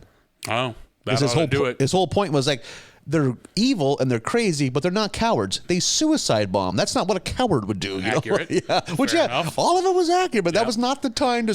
What a hill to die on. And then then he got the HBO show, and 18 years later, it's still going strong. I've never cared for him. I, to be fair, have not exposed myself to him a whole bunch. Yeah. But what I have seen, I don't really care for. I like the show. I think the show is a good setup, and they talk about some hot button shit. Yeah. They get people from diverse viewpoints going at it. But his politics, I mean, a lot of the stuff I agree, but he's corporate left, and I'm firebomb. Yeah, you're Molotov left. Yeah, same here. Like same boat. He's an incremental change guy, but he also probably owns a yacht, so he doesn't give a shit if your grandmother can't go to the dentist. What does he care? Yeah, you know, he doesn't like give a shit. Hasn't worried about money in 30 years. He can go to a dentist every day if he wants. Yeah, he probably literally has the kind of wealth where rather than brushing his teeth, he can get a professional cleaning twice a day. Yeah. Think of that. Yeah, he doesn't need to exhaust his wrists brushing his teeth. He'll just have. That's the like. You think about if you had millions or billions of dollars, what is the most baller rich guy shit you could blow it on? Yeah. That's pretty up there. Yeah, that would be. I don't brush my teeth. Yeah. That's how rich I am. Or I haven't had my real teeth in so long. I just have Gucci new ones put in every 3 years. I get new teeth every day. Yeah. I think I forget who it was. Was it maybe Ludacris? It was somebody I was reading never wears a pair of socks more than once. Mm-hmm. Pops a fresh pair of socks every day. I've heard people say that that's a goal of theirs, which to me, like, I'm pretty into that. I can it just seems wasteful to me. Well, you donate them. Like, it's not like you throw them in the fucking garbage. Bums want to wear your old socks? As opposed to no socks? Yeah, I bet they do. How about you take that money and buy them some new socks? Marlin, new socks for the homeless. They're practically new. Yeah. You They're gently trying to sell a homeless man who just reeks of his own, and he's for some reason like poo-pooing. Well, if they weren't good enough for you, why do you think I should wear them? Well, sir, I just want to let you know. My feet are clean and I wore them for one afternoon. Oh, but they're not good enough to wear for a second? Sir? I don't think the uppity hobo too good for my socks is a real person, David. Local philanthropist fights uppity hobo today. I think you did the Twitter thing where you just invented a person to use as an example. Yeah. Well, they're not good enough for you. Sir, I can see your feet. Your socks, there's nothing left, sir. Just wear my day-old socks. He eventually beats me down. I buy him new socks. Yeah. He puts you like a Boston crab. I didn't mean that guy to beat me down, but okay. I'll get you new. You buy him now. You got Amazon. All right, I'm tapping phone. out. Yeah. What's the address here? I'll Amazon to you. Give me the order confirmation number. Sir, let me go. You can have the socks. I think new socks every day is a baller move that I'm pretty into. Yeah, I mean, I get it. Fresh socks feel good slipping on your feet. Yeah, they do. For me, though, that's a marriage. I have a honeymoon period with socks. Like the first 3 months, socks are good. Then they kind of lose a little bit of their charm. I also wear black socks. There's something about fresh white socks because I immediately ruin white socks to first wash. Yeah, I don't buy white socks. Because I'm like washing them with like a black comforter. Like it's just, they have no chance at survival. Yeah. Marlin, fun fact, I do not own a piece of white clothing. I've phased out all my white socks for the better part of a decade now. It's all black, maybe some gray. I think even the grays are gone. Well, you can see them right here. Look at us. We have looking at our feet, we have shockingly similar taste in socks. Yeah, we're both wearing black Adidas ankle socks. Yeah, mine are Under Armour, but I own those same exact socks. Yeah.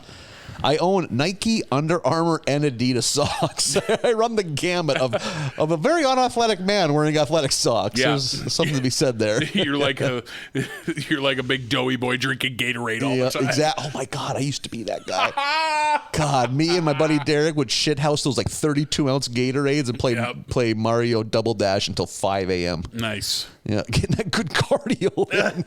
What's your Gatorade flavor? Orange, basic bitch. Really? Yep, I love the orange. I'm a lemon lime guy, which I think is even more basic than orange. They're the two most basic, I would say. Yeah. When I think of Gatorade, I think of that neon yellow lemon lime. And then the opposite with Powerade, I get like Glacier Extreme or some. I don't know what that means. Yeah, that's it. I just know if I see the word, it's either Arctic or Glacier. That's the word I like. What color is it? That's what I want to know. I'm so colorblind. A bluish. Oh fuck, you're colorblind. A bluish. That's right. A dark bluish. One of the dark blues. On a very rare occasion when I'm reaching for a Powerade, because I prefer Gatorade to Powerade. Which I wasn't. Powerade for a decade before I even sniffed Gatorade. Yeah, I was always a Gatorade person. But if I am reaching for a Powerade, it's the bright blue, the basic blue. See, I think I enjoy mountain mouth fuck, whatever that's called. I think I enjoy Arctic butt fuck while you enjoy mountain mouth fuck. Arctic butt fuck. You need jelly for that. Yeah, you got boy, do you? And that climate, that air's dry that high up. You get that slap of cold jelly on the backside. Whew. The marital jelly. Apply a thin layer of marital jelly.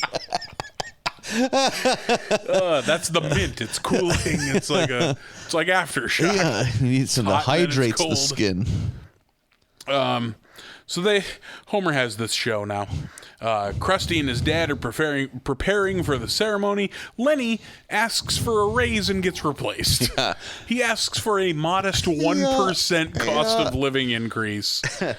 We eventually get Barney as part of the panel. Apparently still sober. At least he looks still sober. Still got the hair slicked back. Yeah. He's immediately replaced. I forget what he says, but he says something to get replaced by Disco Stew, who even says something along the lines of, "I know when to keep my mouth shut." Yeah, like this, because it's always third person. Disco Stew knows how to keep his mouth shut. Yeah. The network comes in and cancels Krusty because Homer's show is way more successful.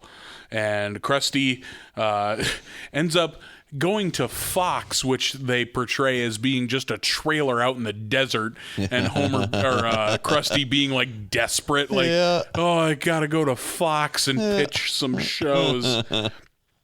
He pitches them on airing his bar mitzvah live, which they apparently go for. There's a real brief joke of, Lisa, the joke is coming up, but Lisa explains to Homer, you have this platform, you should talk about real issues. Yeah. Because as of now, it's just kind of like non-issues shooting the shit type talk show. Yeah. And so the next day when they're filming the episode, we see Homer being like, we should talk about some hard-hitting stuff, not the throwaway topics we usually talk about. Yeah. And Moe's like, what? Curse words you can spell on your calculator are absolutely a hard-hitting issue. And he pulls out a calculator that says boobs on it. He goes, boobs, just like a lady or something like that. It's just like a lady's got or whatever that's what it is. Yeah. God damn it, that's funny. So Homer takes it in a more serious direction, starts talking about real issues, and is losing viewers. His pleading, apologetic tone of his voice. And in other news, CEOs make 251 times. He just knows he's running his own show into the ground, but it makes Lisa happy. So he's losing viewers taking this approach. We are airing the bar mitzvah. We get Mr. T voicing himself. Holy. There's a couple. There's the one where he's about to do something ridiculous. He just goes, Mr. T wishes he would have saved his money. Yeah. Oh, I wish I'd have been better with my money or whatever he said. Getting attached to that spinning menorah that shoots sparks. Yeah. When he looks over, just goes, spin me, clown. and Krusty gets it spinning. Why is he strapped to it? Yeah. Doesn't make any sense. There's some great moments with Mr. T, like when he removes his mohawk and then opens the briefcase full of other head attachments like he's a Lego and puts on the skull cap. Do you know the story behind Mr. T's many necklaces? Well, that's a thing. He wears a ton of necklaces. I know that he wears a ton of gold chains. I don't know there's a story behind it. Interesting. He worked in kind of the big nightclub disco era. I don't know what city. It was Chicago? I believe Chicago. Yep. Because, Chicago he was guy. a bouncer for a long time. And that's how those necklaces came. Are they trophies? Yep. Yes. If you got into a scrap with him and you dropped a necklace, he'd pick it up and put it on. And if you wanted it, awesome. You know where I'm at. Come take it. That's the most baller shit. Because he's like, nah, it just became a thing. Me and the coworker, we got a kick out of it. Like, oh, you lost your necklace? I know a guy that might have it. That rules. Isn't that great? When I heard that, I was like, Mr. T, you moved up in my book. As soon as you started telling that story, I was like, please let them be trophies. Because if you think about it, it's a weird mix match of shit. Yeah. And it's a pile. Yeah. There's I bet he's added some himself to embellish a little bit, but it looks like it's 40 pounds worth of gold chains. Mm-hmm. But that's a great story. That's awesome. So they're doing the bar mitzvah. The audience is switching off Homer to watch it because Homer is hemorrhaging viewers at this point. And so we have all of this coming together, right? We have Homer, who replaced Krusty, losing viewers to Krusty. You can see where it's all headed. Homer gets canceled. Krusty's dad is bummed about the fucking nonsense around this bar mitzvah. Homer gets canceled, Krusty gets his show back, and then Krusty decides to do the ceremony for real at a temple with his dad. Oh, so everyone wins. Yep. One thing I forgot to mention early on, right after the puppies are born, we get a glimpse of the crazy cat lady. Oh, yeah, just First briefly in the doorway. In ages. Yeah, like a decade had passed, She, we haven't seen The Simpsons, but we know of The Simpsons, for all this time, just through osmosis. Like, there's characters who I know from The Simpsons, having never seen it, that I thought were a big deal in the show, who are barely in the show. Oh, Crazy Cat Lady, Bleeding Gums Murphy immediately come to mind. Like these characters that I have seen on someone's Trapper Keeper or on a t-shirt or a sticker and just come and go. It's funny. She is such a little part of the show. When I think of her, who I think of immediately is the bus driver lady in South Park. That disheveled lady that has a bird in her hair that's always screaming. Yeah. That's who I think of when I think of, because it's like she's featured so little in the show. I don't even have like an image I can barely base it around, Yeah. I think she's literally in 2 episodes. Yeah. I think where she's across from maybe 3. The one where Lisa's the reporter down at the tracks, yeah. Yeah, I think like if there's another one, I'm forgetting it. There might be another early one, but yeah, I would say it's 3 at most. And I think Bleeding Gums Murphy dies in the 2nd episode he's in. Mm-hmm. I'm pretty sure he does, yeah. Crazy. Yep. Because these are, like I said, from having looked from the outside all these years, I would have told you that they were fucking B-level characters that we see all the time. Here's my theory on that. I just thought of it 47 seconds ago. Awesome. It's because The Simpsons was such a wildfire success that some of the early video game content probably featured Bleeding Gums Murphy. Sure. And you saw some of that as a kid. It's like, if he's in the video game, he's a big part of the show. But really, those video games were coming out in season 2. Yeah. Like, so much of that kind of content was done in the first 3, before the show really got really good. Mm-hmm. Like, that's wild to think of. Like, speaking of the Simpsons video games, I watched, sometimes for funsies, I watch people play video games on the internet. So, that's fair. A lot of people do. It's a whole industry. Not a judgment-free zone, Marlin. No, I don't judge myself for it either. I just occasionally am like, God, it's weird that this is a real thing. But I watched someone play about 2.5 hours of Simpsons Hit and Run on the fucking PS2. It was great. Is that probably the best modern Simpsons game? I've always thought there needs to be a game where you can explore that whole world. Yeah, and that's the closest, kind of that I think one. I remember hearing it's pretty open world. Yeah. The others are like, Simpsons Road Rage, which is like a Crazy Taxi clone, essentially. But I grew up with like the Simpsons game on the fucking NES, which are kind of garbage. Like Bartman meets Radioactive Man, and then Bart versus the Space Mutants. Like, that game's indecipherable. Yeah. Is that the one? There's one where like it's a side scroller kind of beat 'em up, and like you jump up, and sometimes there's like hidden power ups like in the eaves. Up in the windows. Yep. Was that maybe the first one, Bart versus the Space? Yes, that was the first one. That's the one I never played the other one you're talking about. The Bartman one. I had that one. It was pretty good. None of them live up to the fucking arcade game. The arcade game. Beat 'em up. So great. Yeah. If I ever have arcade owning money, that would be one of the games that will be. I think it's number 3 on the arcade brawlers. I think both Ninja Turtles and X-Men. I put X-Men ahead of it, but it would be number 3.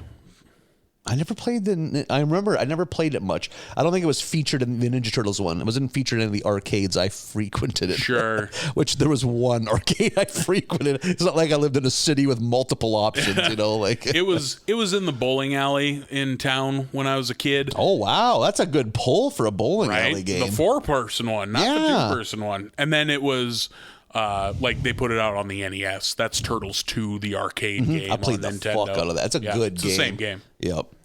Good episode. I mean, solid. It's a step down from the previous one. Yes. That previous one was very good, but this was fine. It was fine. It was fine. I was into it. Hello, I didn't see you there. It's Marlin Wells from America's Barley Basket, which is the podcast you're listening to right now. Just wanted to let you know it's at this point in the recording we had a bit of a technical hiccup, and you're going to miss about 2 minutes of audio from the beginning of this episode recap. Honestly, it's basically just Nathan saying that this is episode 7, 'tis the 15th season, and we talk about the couch gag in this one, which is anime-based, and Nathan reveals that he doesn't really care for anime outside of Cowboy Bebop, which is totally fair. And Cowboy Bebop is dope. We now return to America's Barley Basket, already in progress. You'll know when to turn the page when you hear the chime. Why are you suddenly so low? Is your button half on or something? Oh, how about now? There you are. There it is. Yep. Have you been that way the whole time? I sure hope not. I'll fix it in post. Yeah. I sure hope not. So yeah, it's jarring to see Christmas things, and like when I watched this episode, it was 97 degrees outside. It's like, this is really weird. Weird to watch Christmas stuff in August. Yeah.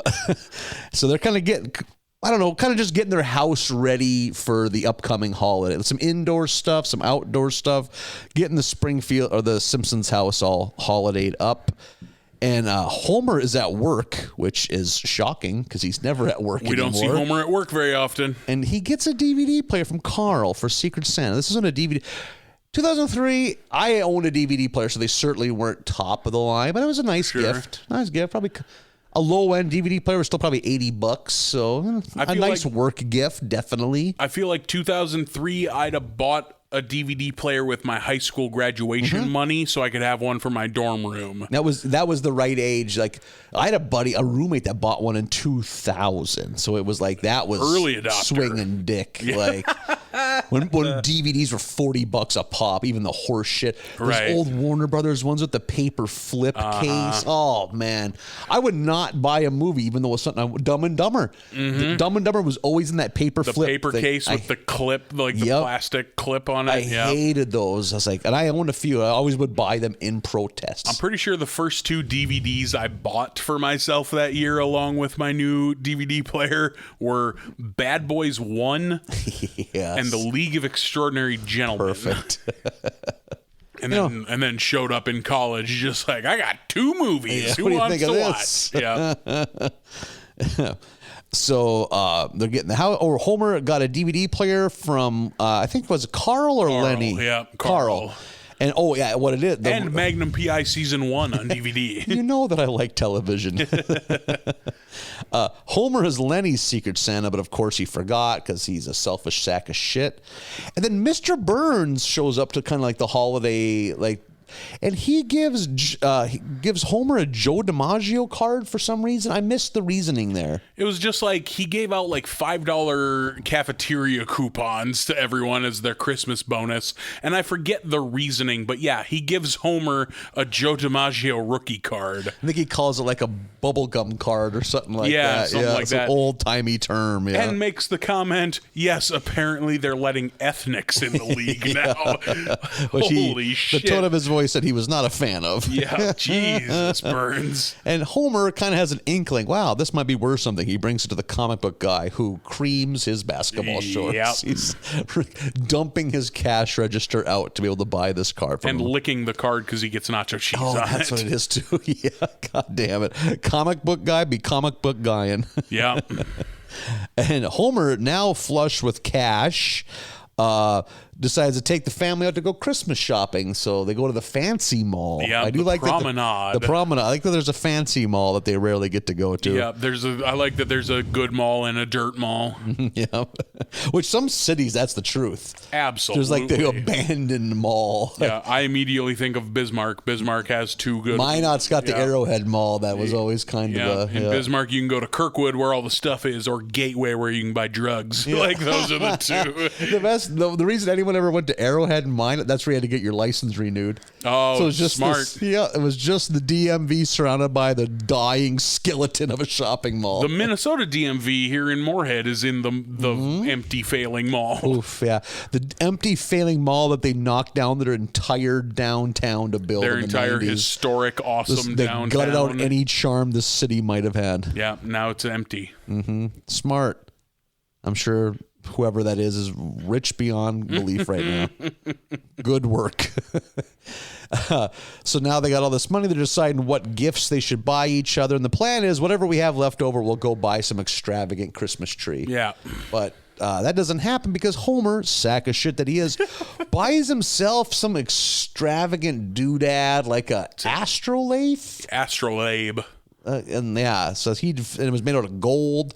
So because of that, since he spent all their money, they have to get a shitty limp dick Christmas tree. And for the family, after that, once they found out, because he kind of tried to deny it, like, oh, I don't know what happened to the money. And all of a sudden it started talking because it'll tell you the time in Singapore or something like that. Yeah, I don't know exactly what an astrolabe is. Some manner of fancy clock. Yep. Basically a talking clock that'll tell you the weather. And the tells moon, you this the positions of the moon or something like that. On this date kind of thing. Yeah. So the family is more fed up than they usually are. They're like, nope, we're done with you. We're going to go about our night. Fuck you, dude. That's a good word to use on your dad. Fuck you, dude. You should write The Simpsons. Yeah. Good man. This is one of those good old fashioned, boy, Homer is a sack of shit episodes. Yeah. I haven't had one of those in a while. Used to be like every third one, which got to be a little much early on. Early on, you had Homer was a sack of shit episodes. And you had the Marriage is on the Rocks episodes. Yep. Sometimes those were the same episode. Sometimes they were separate. Yeah, you're right. So sometimes they would be the same. Sometimes they'd be different. Yeah. So Homer has a nightmare. Marge told him, go sleep on the couch, you shithead. And he's sleeping on the couch. He has a nightmare involving Ebenezer Scrooge. Because he watched a Mr. Magoo special of this Christmas Carol. And because of this, he now vows to become the nicest guy in town, which we get a lot of scenes of him just being nice guy Homer, doing good, selfless deeds. TV and nightmares have joined forces to teach me a lesson. Yeah, that was good. And the city kind of notices that Homer's being such a good guy. And to the point Ned Flanders now is aware. And he's kind of getting a little salty because Homer's kind of stepping on his... A little jealous. Like philanthropic, I got some word salad there. I could have walked my way out of. Anytime you drop philanthropic, you're doing well. Yeah, showing off that big boy degree. Yes, I did it. There's a scene where Homer is an usher at church, and Mr. Burns holy shit drops one coin. Yep, that was so good. One little coin, and Homer keeps fucking prodding him with that collection basket, like right in the temple, right in the side of the head, just thump, thump, thump, thump, until Burns finally drops a second coin into the basket. I just remember as a kid when the offering. See, we didn't use baskets on a stick. We just had like a basket, kind of like a little saucer that would just get passed. Oh, a plate, a collection big plate. Yep, collection plate, and then it'd be two ushers. You pass down, that usher grab it, bring it to the next aisle. Yeah, we did that, but with baskets. Oh, okay. So we had baskets, but no sticks. Oh, so no shit. we had okay. a conflation of the two of these. And ours, it wasn't deep. It was kind of flat and wide, and you could just see. I wanted to see what the denomination was. I wasn't that salty. I wasn't that into the dish of the church gospel. I was like, well, the family. Some used cash. Some wrote a check. I always thought someone put it in an envelope because they're very discreet. Oh, like, sure, yeah.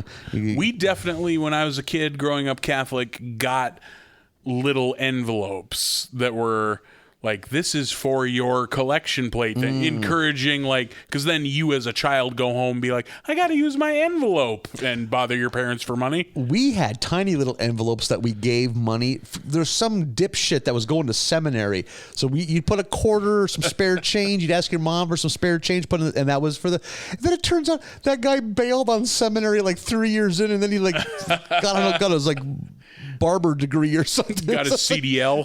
Because I asked that 25 years later, like, whatever happened to that guy? Oh, yeah, that didn't work out. He just scammed the church. There was a time when I was about 16 where I thought to myself, you know, I bet I could do this. Yeah. I bet I could be a fucking preacher. Yeah. Thank Christ I didn't do that. Oh, man, what a life. Yeah, I couldn't be slaying all the puss that I'm slaying. Think of the rock star lifestyle that this podcast has afforded you. I eventually grew to realize, like, so I had that thought, and then not long after was like, I don't think any of this is real, but I could probably still fake it. Like, it probably pays okay. Yeah. Like, I eventually thought of it the way people think as construction jobs. I could probably do this. Baffling that it even exists. Yes. How you have to forsake so much to be a Catholic priest. Pastors, you're slamming hams all the time, just cranking out babies like it's a contest. Yeah, I wasn't out to be some Lutheran ham slammer. Yeah. I was gonna do the whole thing. I was gonna do it right. Yeah, I think I just wanted to wear the outfits. Yeah. If I'm being honest with myself. Yeah, I just wanted a pointy hat and some nice robes.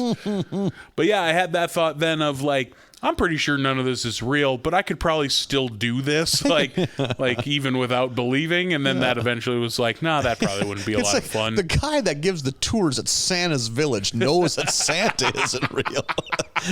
It's not like he had a crisis of faith. Like, wait a second, all these things are made out of paper mache. I'm pretty sure that entire story arc of mine lasted like 4 weeks from beginning to end. But there was for sure a moment of like, I'm a pretty good public speaker. And I was a true believer, but it never crossed my mind. I didn't want to be in charge. You didn't want to. You just wanted to play intramural. You didn't want to go pro. Yeah, that's exactly. I didn't want to go pro God. I think rec league God is my speed. Bush league, some beer league God. Oh, man, there's some great, like Ned bringing food to the homeless shelter. Here come sandwiches. Here come sandwiches. Right down Boozy Bum Lane. Jesus, I die. Or when I think it's Ned sees Homer getting credit on the news, he starts viciously pulling on his mustache and repeating, pain is the cleanser. Yep. We get to see a pretty dark part of Ned's life here. Yep, like, I wrote that quote down as well. Yeah. Pain is the cleanser. Pain is the cleanser as he's pulling his mustache. Man. That's a whole different branch of weird Catholicism. Mm-hmm. Yeah. The self-flagellating. Yeah. Oof. So Ned now it's on. He's gonna go for big air. He buys everyone in town a Christmas gift.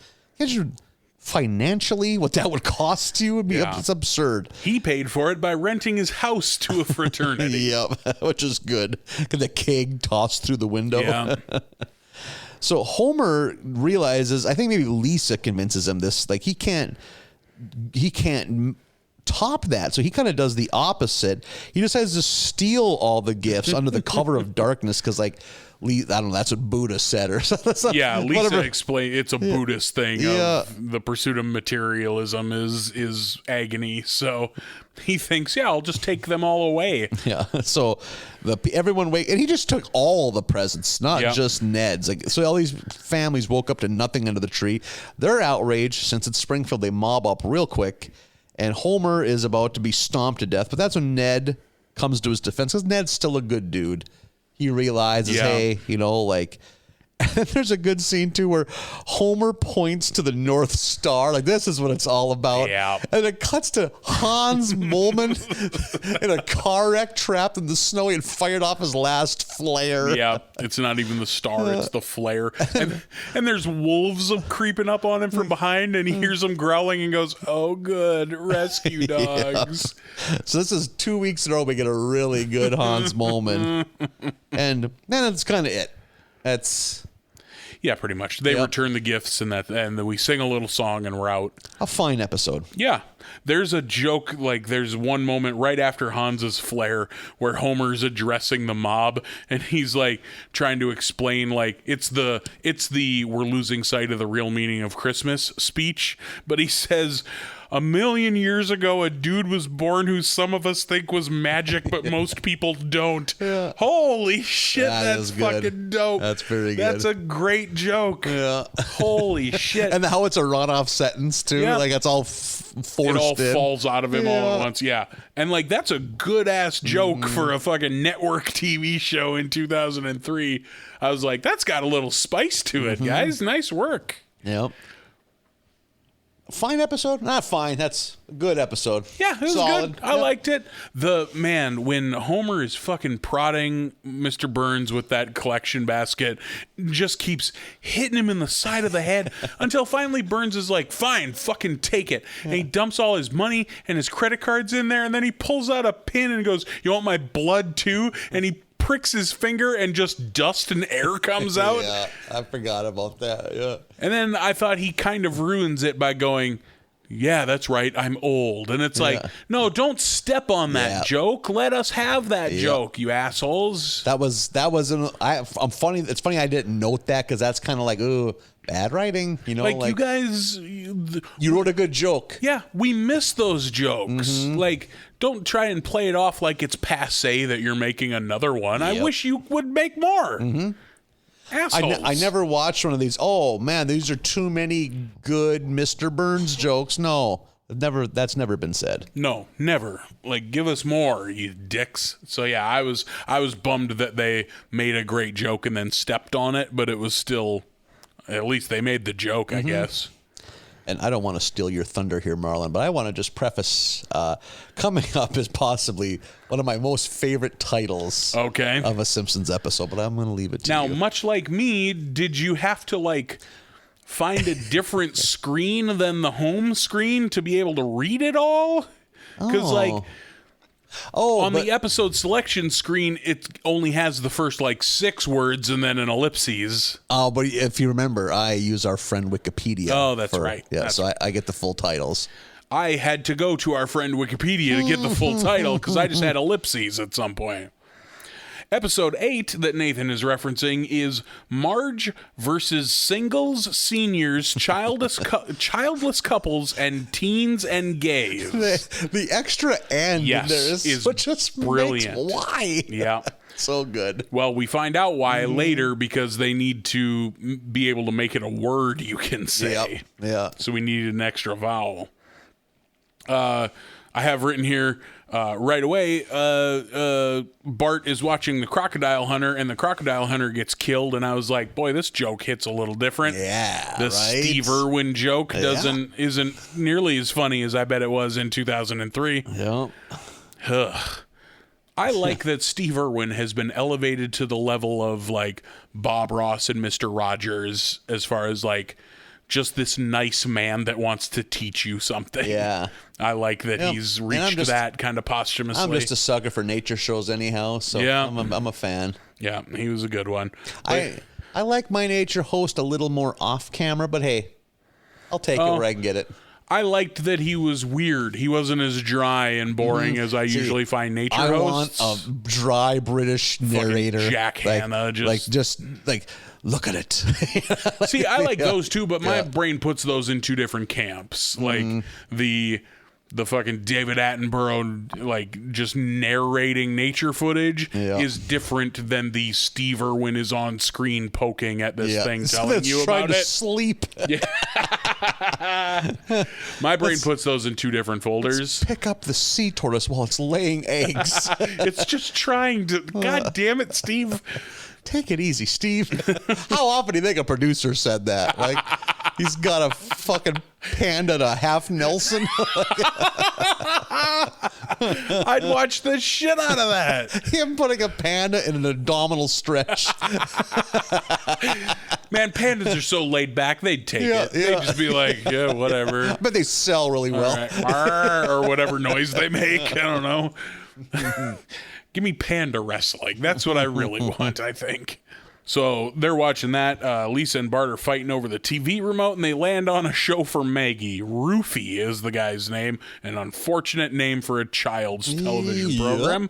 But I don't know that it's aping anyone in particular. Oh, who's that? Sings music for kids. Oh. I had no idea. Yeah. Never heard of him. I think it's Raffi is how he pronounces it. Yeah, it's totally a guy. Oh, okay. Yeah. I was like, I know what their reference, but I didn't know that it was somebody specific. I grew up with the Canadian Raffi, whose name was Fred Penner.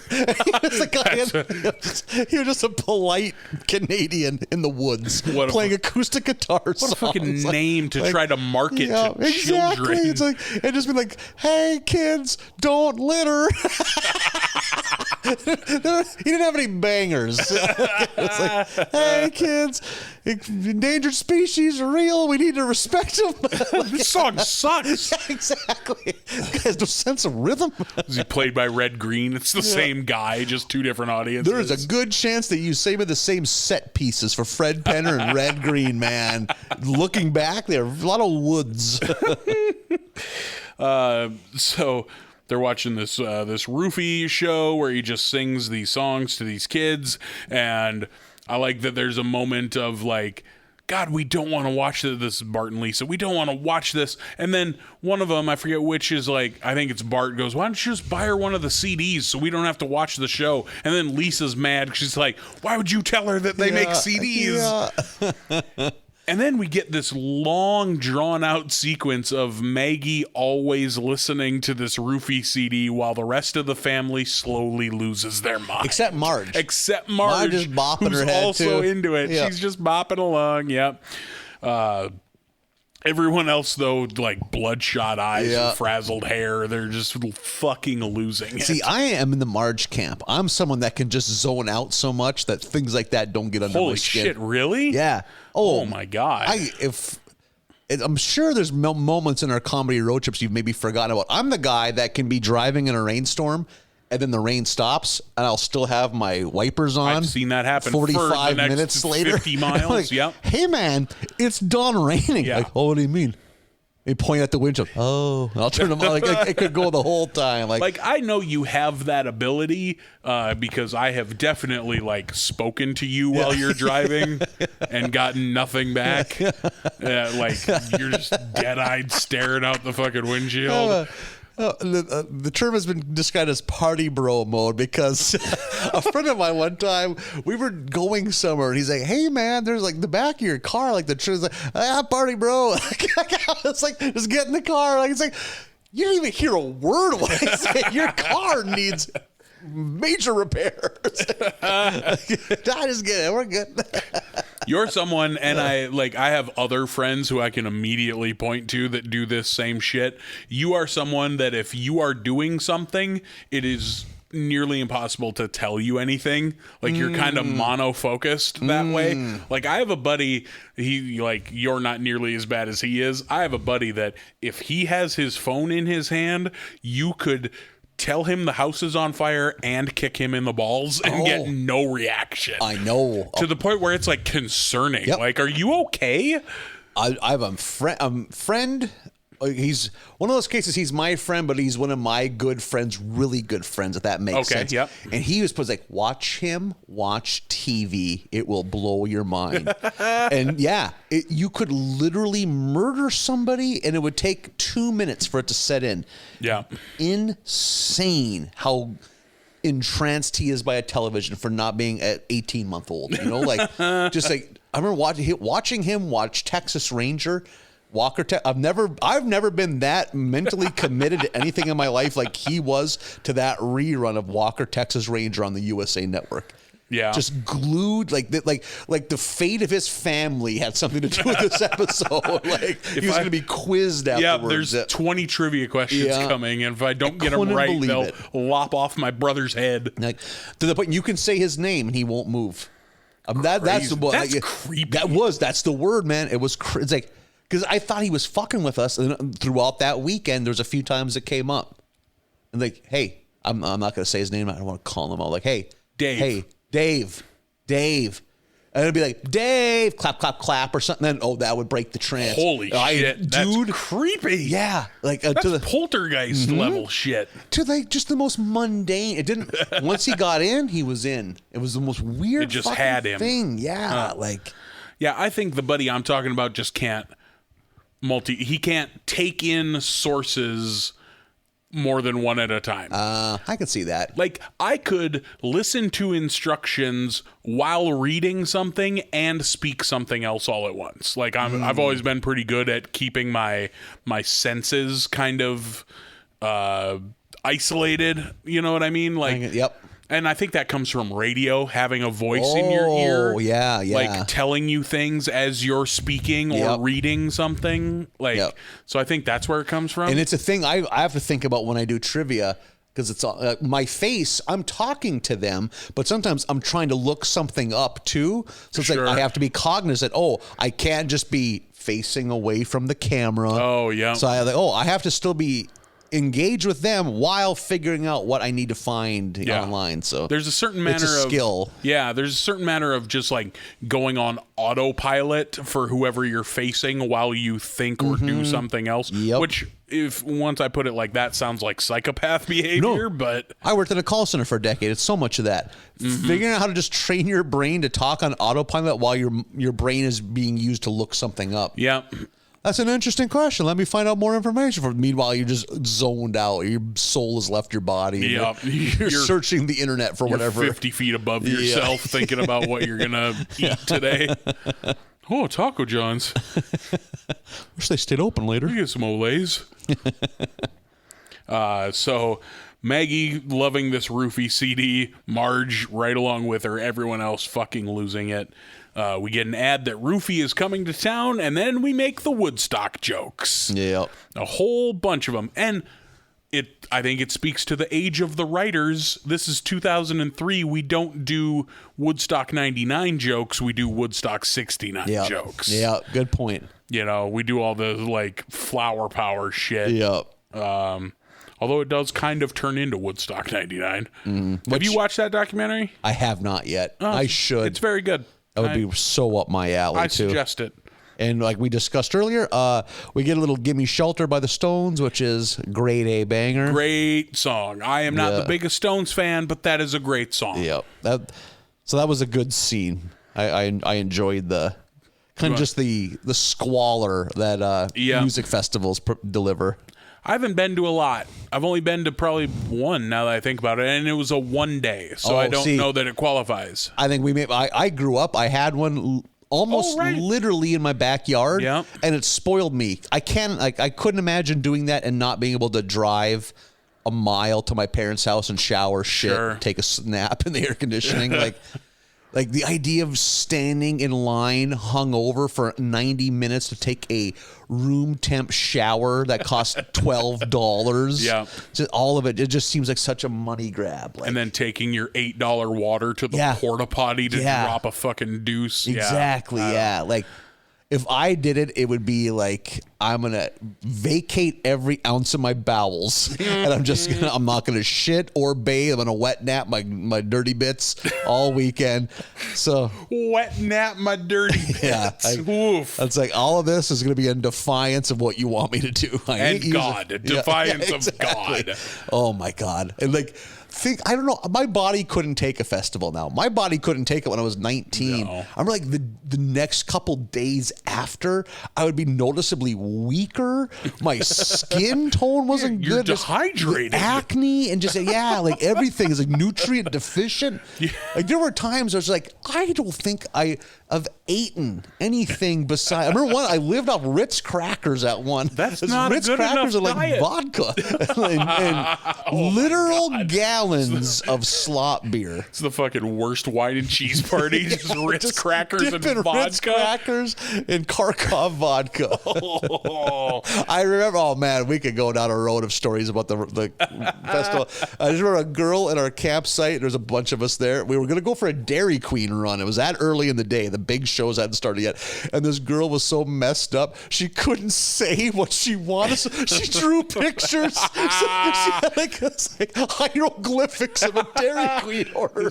Early emojis. I am assuming that would be French fries. It looks like a boat full of steaks, so I'm assuming that's an order of French fries. That's a cheeseburger. I don't know what that other thing is. How would you draw a peanut butter parfait? Yeah, exactly. There's a lot of detail there. I went to this had been probably 8 years ago, went to Knot Fest in Wisconsin. Ooh. Like, what's the Wisconsin amphitheater that's barely in Wisconsin? Somerset. There we go. Yep. Somerset, Wisconsin, right outside of the cities. And that was an all day, but it was only one day. So it was like music starts at 10 and goes till 2 a.m. or whatever. And it was fucking August. That sounds like punishment, And it dude. was hot. And me and my buddy were hung over as dicks because we partied at a Minneapolis gay bar the night before. And then we go to this show, and like, thankfully we had the foresight. We paid extra to get a higher tier of ticket, so we had access to an air-conditioned building. And it's like, boy, I don't give a shit about any of these bands playing for the first 5 hours of this thing. I'm going to lay underneath this air conditioner. So did a lot of that, and then saw some amazing fucking shows. It was all in all, great. Glad I went. But woof, that was a fucking rough experience. I don't want to do it too drastic of a change in course here, but I got to mention before I get, there's a scene, it's during the Raffies' first introduction on the TV where Lisa and Bart are fighting over the remote. You remember there's flipping channels? Do you remember this? Yeah, we got a King of the Hill joke, I noticed. Bobby, I got propane in my urethra. What the fuck? What the fuck? Yeah. The Simpsons. What is...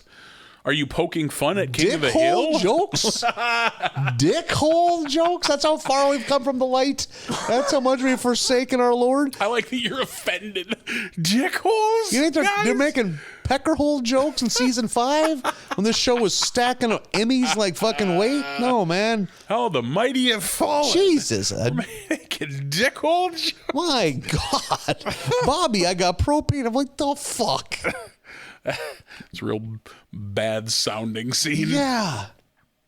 My God. So we're at this roofie show. The Teletubbies open. There's some Teletubby jokes that I don't know shit about because I was too old for the Teletubbies. It starts raining horrifically. It also rained at that festival I was just talking about. Like, I watched Gojira and the Deftones and Lamb of God in the pouring rain, and then was like, I swear to God, if they cancel this show, and then it stopped, and then Slipknot played. So all is well. I would have happily seen the Deftones. The other two, I don't know them well enough. I've seen the Deftones twice. The first time, I thought they were just okay. But then at that festival, fucking knocked out of the park. Blew it up. So fucking good. I've also seen Gojira and Lamb of God twice. I've never seen Lamb of God be good. Oh, really? No. Some of those metal bands, they're not my thing to begin with, but also their music is so complex. Sure. It just seems like Mastodon's that way. Some of the guitar players don't look like they're having fun. It's so much work. It looks like they're working. Yeah, it does. Like they're standing in place, just staring at their hands because they're moving them. It's like, what are we doing? Looks like they're doing the Lucy with the chocolates thing. Yeah, they're always 1 millisecond ahead of chaos. Like them just dropping their guitar and run off the stage crying. It's like, I'm not good enough. I did it. Yeah. So the rain pisses off all the babies, and a riot breaks out. Baby Riot. Yeah, Baby Riot. Good band name. Yeah. True. And then so the fucking cops show up, and we get a scene of the cops billy clubbing these babies. Yeah, and the babies overpower them. They overwhelm a sea them. Of babies. Yeah. That was... Like, I thought that was a great joke, just because they don't show them connecting with the babies. It's just them swinging. Had they shown them connecting, it might not have been as funny. Maybe it would have been.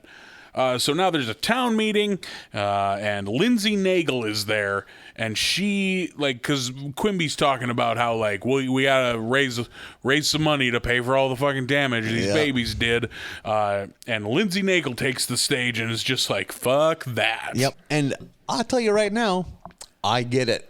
Totally get it. I see my friends on Facebook that are all super right-wing talking about tax money, this and that. Meanwhile, they got 3 fucking kids. Yeah.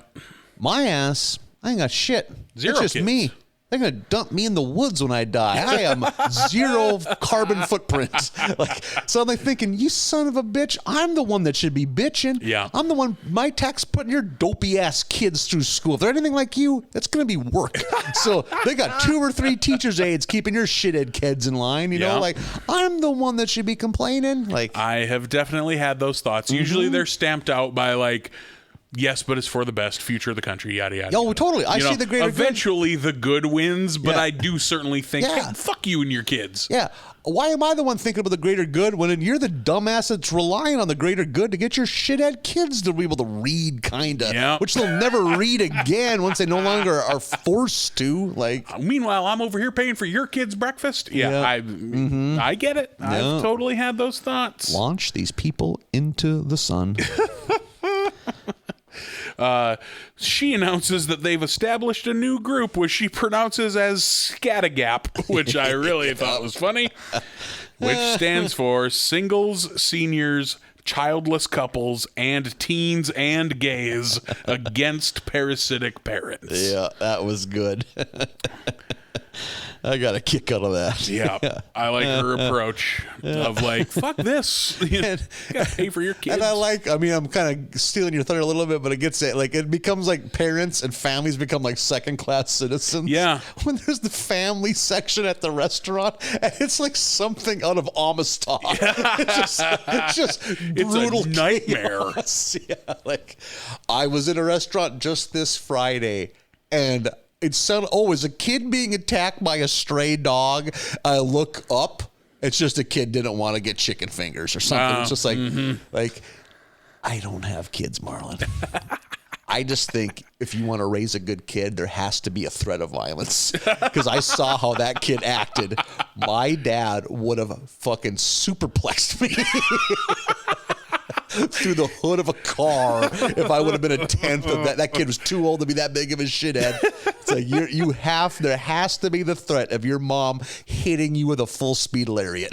Like, just completely separate your head from your shoulders. Like, I don't get it. If my mom would have woke me up, hey, good news, me and your dad are never going to hit you ever again, no matter what you do. You'd have been the biggest shithead. I'm gonna paint my room. I'm gonna do with fire. Yeah, I'm gonna change some things in this house. That threat needed to be there to keep me, and I was a fairly good kid. I can't imagine what these shithead kids are like.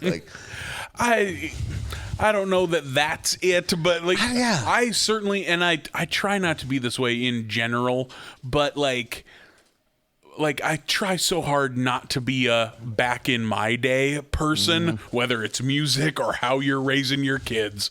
But I can't imagine pulling shit like that. Standing on the seat in a booth at a restaurant as you just fling food and scream. I don't understand. Unbelievable. Yeah, it just baffles me.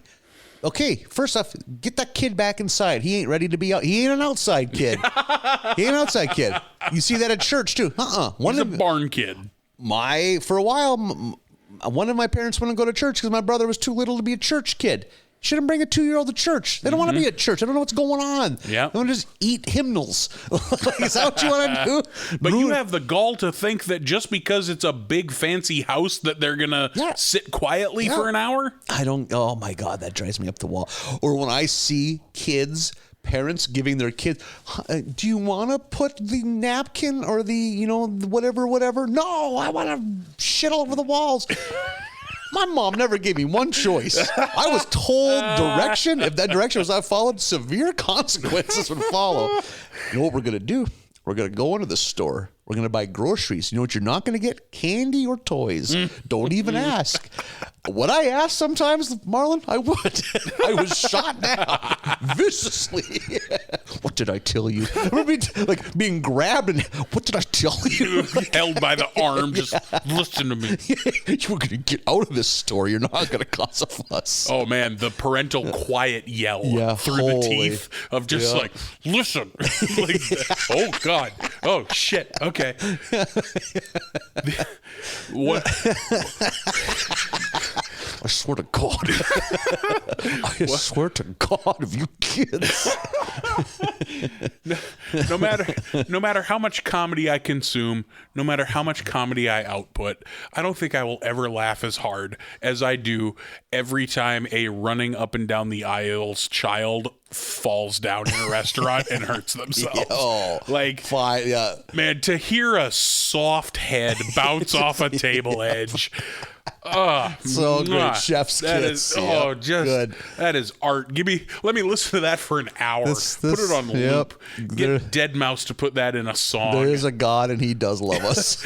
I want the Skrillex remix of your dopey kid's head bouncing off that table. Dipshit kid running loose. Thump, thump, thump.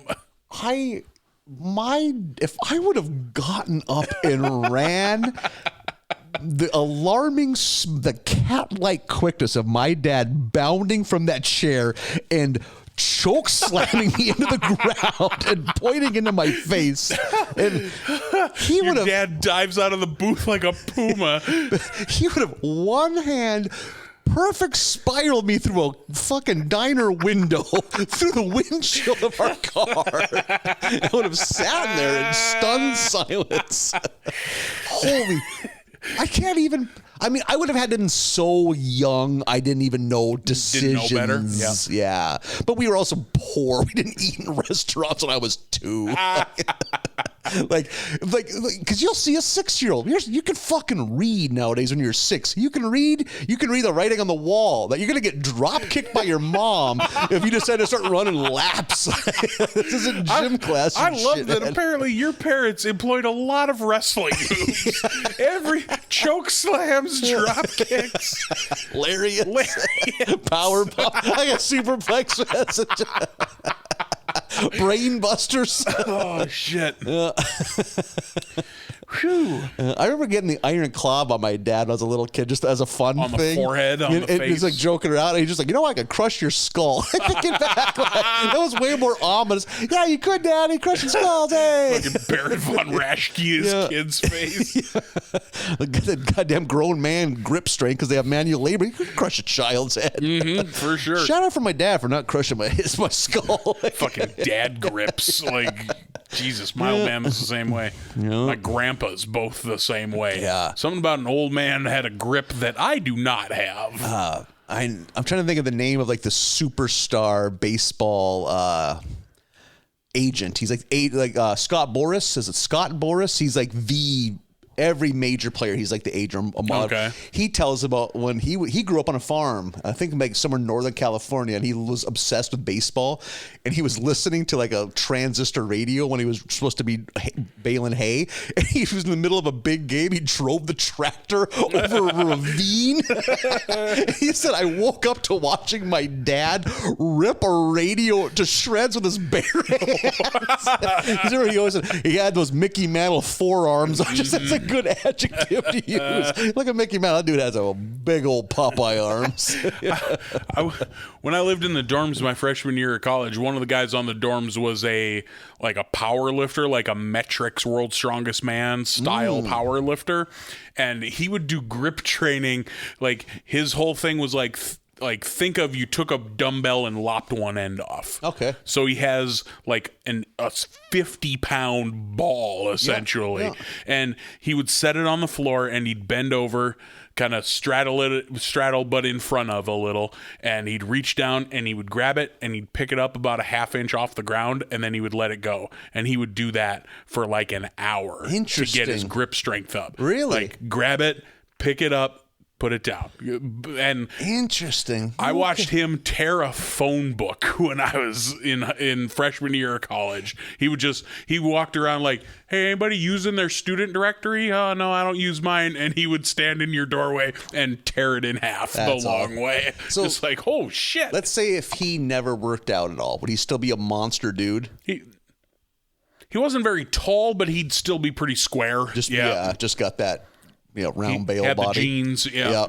Huh, yeah. I find that fast, yeah. Like I think it's boxers, a big thing for them to build wrist and fist strength, grip strength, was to have a 5-gallon pail of either rice or sand next to your chair and just punch Open your fist, hand, close, pull it out, punch. Just do that all day. They say it works wonders. I guess to this day, I think a lot of boxing trainers still preach that. Huh. Build those all because it builds all the weird muscles because you got to spread your whole hand out. Yeah, to open your hand when there's resistance against it is hard. Yeah. And I had a guy I worked with at the strip club who was an MMA, like a local cage fighter, and his thing was he was always chewing gum because it strengthens your jaw muscles. Oh. So he would, and like, chew one stick of gum for like 9 hours because it turns into a rock after 3. Or like something like the Hubba Bubba or Bubblicious. Yeah, you chew that all day. Gum, yeah, because that's a thing for me when I'm doing a long drive because I fall asleep so easy. I chew tons of gum. Your jaw is dead. Yeah. So I believe that totally. Yeah. Like that was sports talk, I guess. Kind of jaw talk. Fist talk. Yeah. No, that's something else. Assaulting children talk at a family dining establishment. How to suplex a child. So Lindsay Nagel and her group are they're tired of paying for your kids' shit. There's a great line when Marge protests, "Save your breath for blowing up water wings, breeder." Yep. So good. Calling someone a breeder, pretty fucking funny. I didn't realize that went back as far as it does. I've heard people like use breeder as an insult within the last 5 years. Oh, probably. Really? Yeah. So they go out, they mob up as they do, and they're wrecking all the child-friendly things in town. My favorite being that they turn the R in Toys R Us to face the right way, and then all the kids cry. I liked that a lot.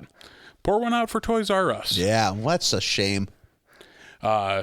Marge is going to go up against Lindsay Nagel in the group, so she's getting a petition put together. Burns signs the petition because he likes little kids around because he wants to be able to harvest young organs. Yeah, of course. Love that. Mr. Burns be Mr. Burnsin'. And a bunch of others see that Burns is on board, and they hop on board.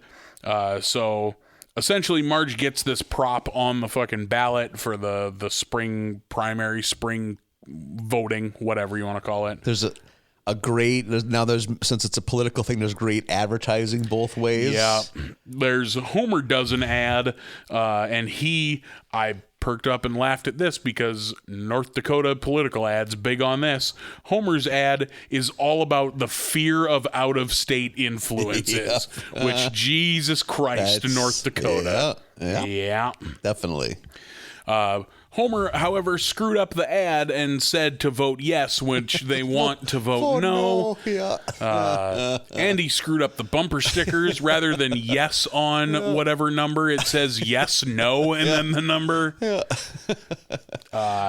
So he screwed up all those. We get weird Rudy Giuliani jokes that maybe are only weird viewed through modern lenses. Yeah, totally. At that time, he could do no America's wrong. mayor. Yeah, this was 2 years after 9/11. Could do no wrong. If he would have had the nerve to run for president in 2004, he might have beat Bush in the primary. Yeah, and then probably would have steamrolled Dingleberry. Homer's just like holding his photo up and being like, "I'm Rudy Giuliani. I command you to," like he's kind of doing hypnotism. Yeah, because like anything Rudy Giuliani tells you to do, you will do, which is fucking crazy to think about. Now that you know him, that he's a dumb, gross dipshit. This is why you don't worship other humans, no matter who they are. And the anti-family one where there's that obviously not Marge Simpson dressed like Marge Simpson. Like, I'm Marge Simpson. I'm gonna go do coke off this switchblade. So good. And then Marge being like, "I can't believe they're portraying me like that," and Homer being like, "Then why did you do the ad?" Like he doesn't get just it. Just a dipshit. Yeah. The kind of guy that political ads work on. Yeah. So Lisa has a plan. She's going to put the kids to work to help stop all this. And so voting is happening at the school, and all of the kids come out with arms wide open and are hugging all the adults. Yeah. And At first, I thought they were just trying to be adorable to sway votes, Yeah. but what they're doing is much more sinister. They're spreading children's germs on all of the non-kids people, and then everybody gets sick and they aren't able to vote. And then Marge is like, well, I guess everything's back to normal, because that passes or doesn't pass, whichever way. Marge goes, everything's back to normal the way all things should be. Like, no changes is good changes. You think about how sick kids are compared to adults. Yeah. You're just in a sea of disease. Like, and I was a fairly healthy kid when it came to catching shit. I would still, though, at least once a year get a flu or something. When I was a little kid, that would just put me like, I am dying, like I'm vomiting everywhere. How often has that happened as an adult? Not very. Once every 15 years, like to the point you're alarmed when it happens. It's like, wait a second, I can actually get this sick. I feel like I was good for like one flu day every year when I was really? a kid. Yeah. Oh, as a kid. Yeah. As a kid. Yeah. Yeah. As an adult, nah. Yeah. Like, I got a really brutal flu in like April of like, I just remember it was my friend's wedding and he got married on a leap year. So it was like February 29th. Yeah. So that March, I was like, it was like the first time I got super sick as an adult. Like, fuck. I remember I hadn't been that sick since I was like 8, like just like lying in bed, just a mess. God, this sucks. When it does hit you, it's weird. Yeah, because it happens so rarely. Like, I got one probably 10 years ago where I was home from work for 2 days and was just like, what is this? I forgot. It's like, I'm what actually using sick leave for not just being hungover or don't want to be here day. I just, can't do it today. Yeah.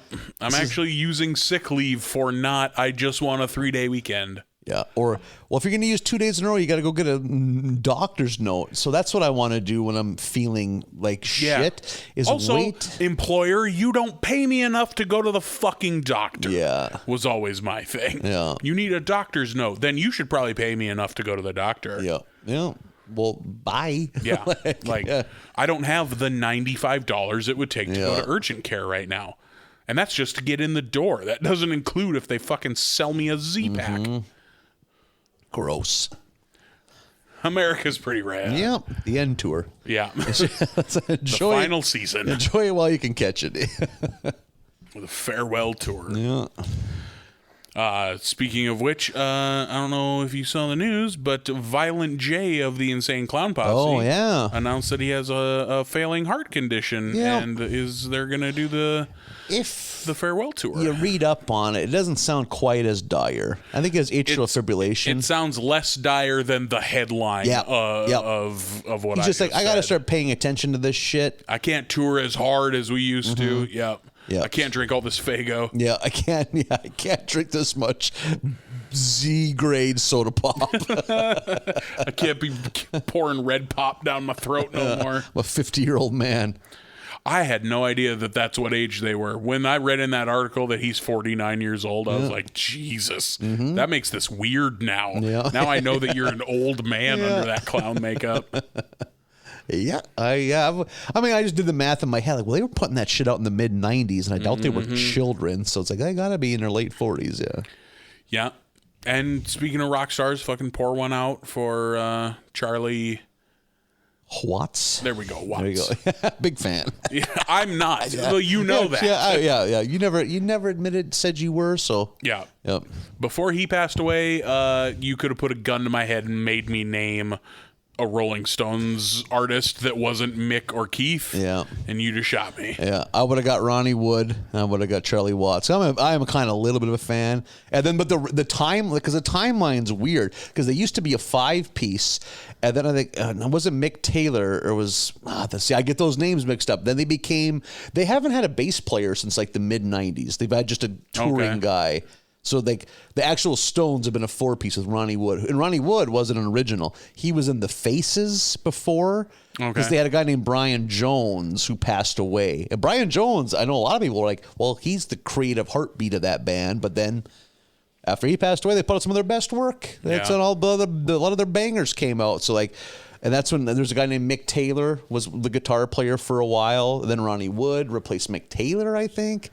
Man, they had, besides Watts Jagger and Keith Richards. They had a if you look at their band timeline on Wikipedia, there's 3 bars that never break, and the rest is all like it looks interchangeable. Looks like a weird bass solo. That tablature's fucked up. You're the Stones fan of the two of us. Yeah, they'd be pretty high on my list of favorite classic rock bands. Yeah, never quite my thing. I like a handful of songs, but we'll pay tribute all this season. You're gonna hear them. You're gonna hear all of them. You're gonna hear them, perhaps in their proper form, how America was meant to hear them. Through our Us. Okay, We're the vessels. Yeah, the vessels of the Stones. Yep.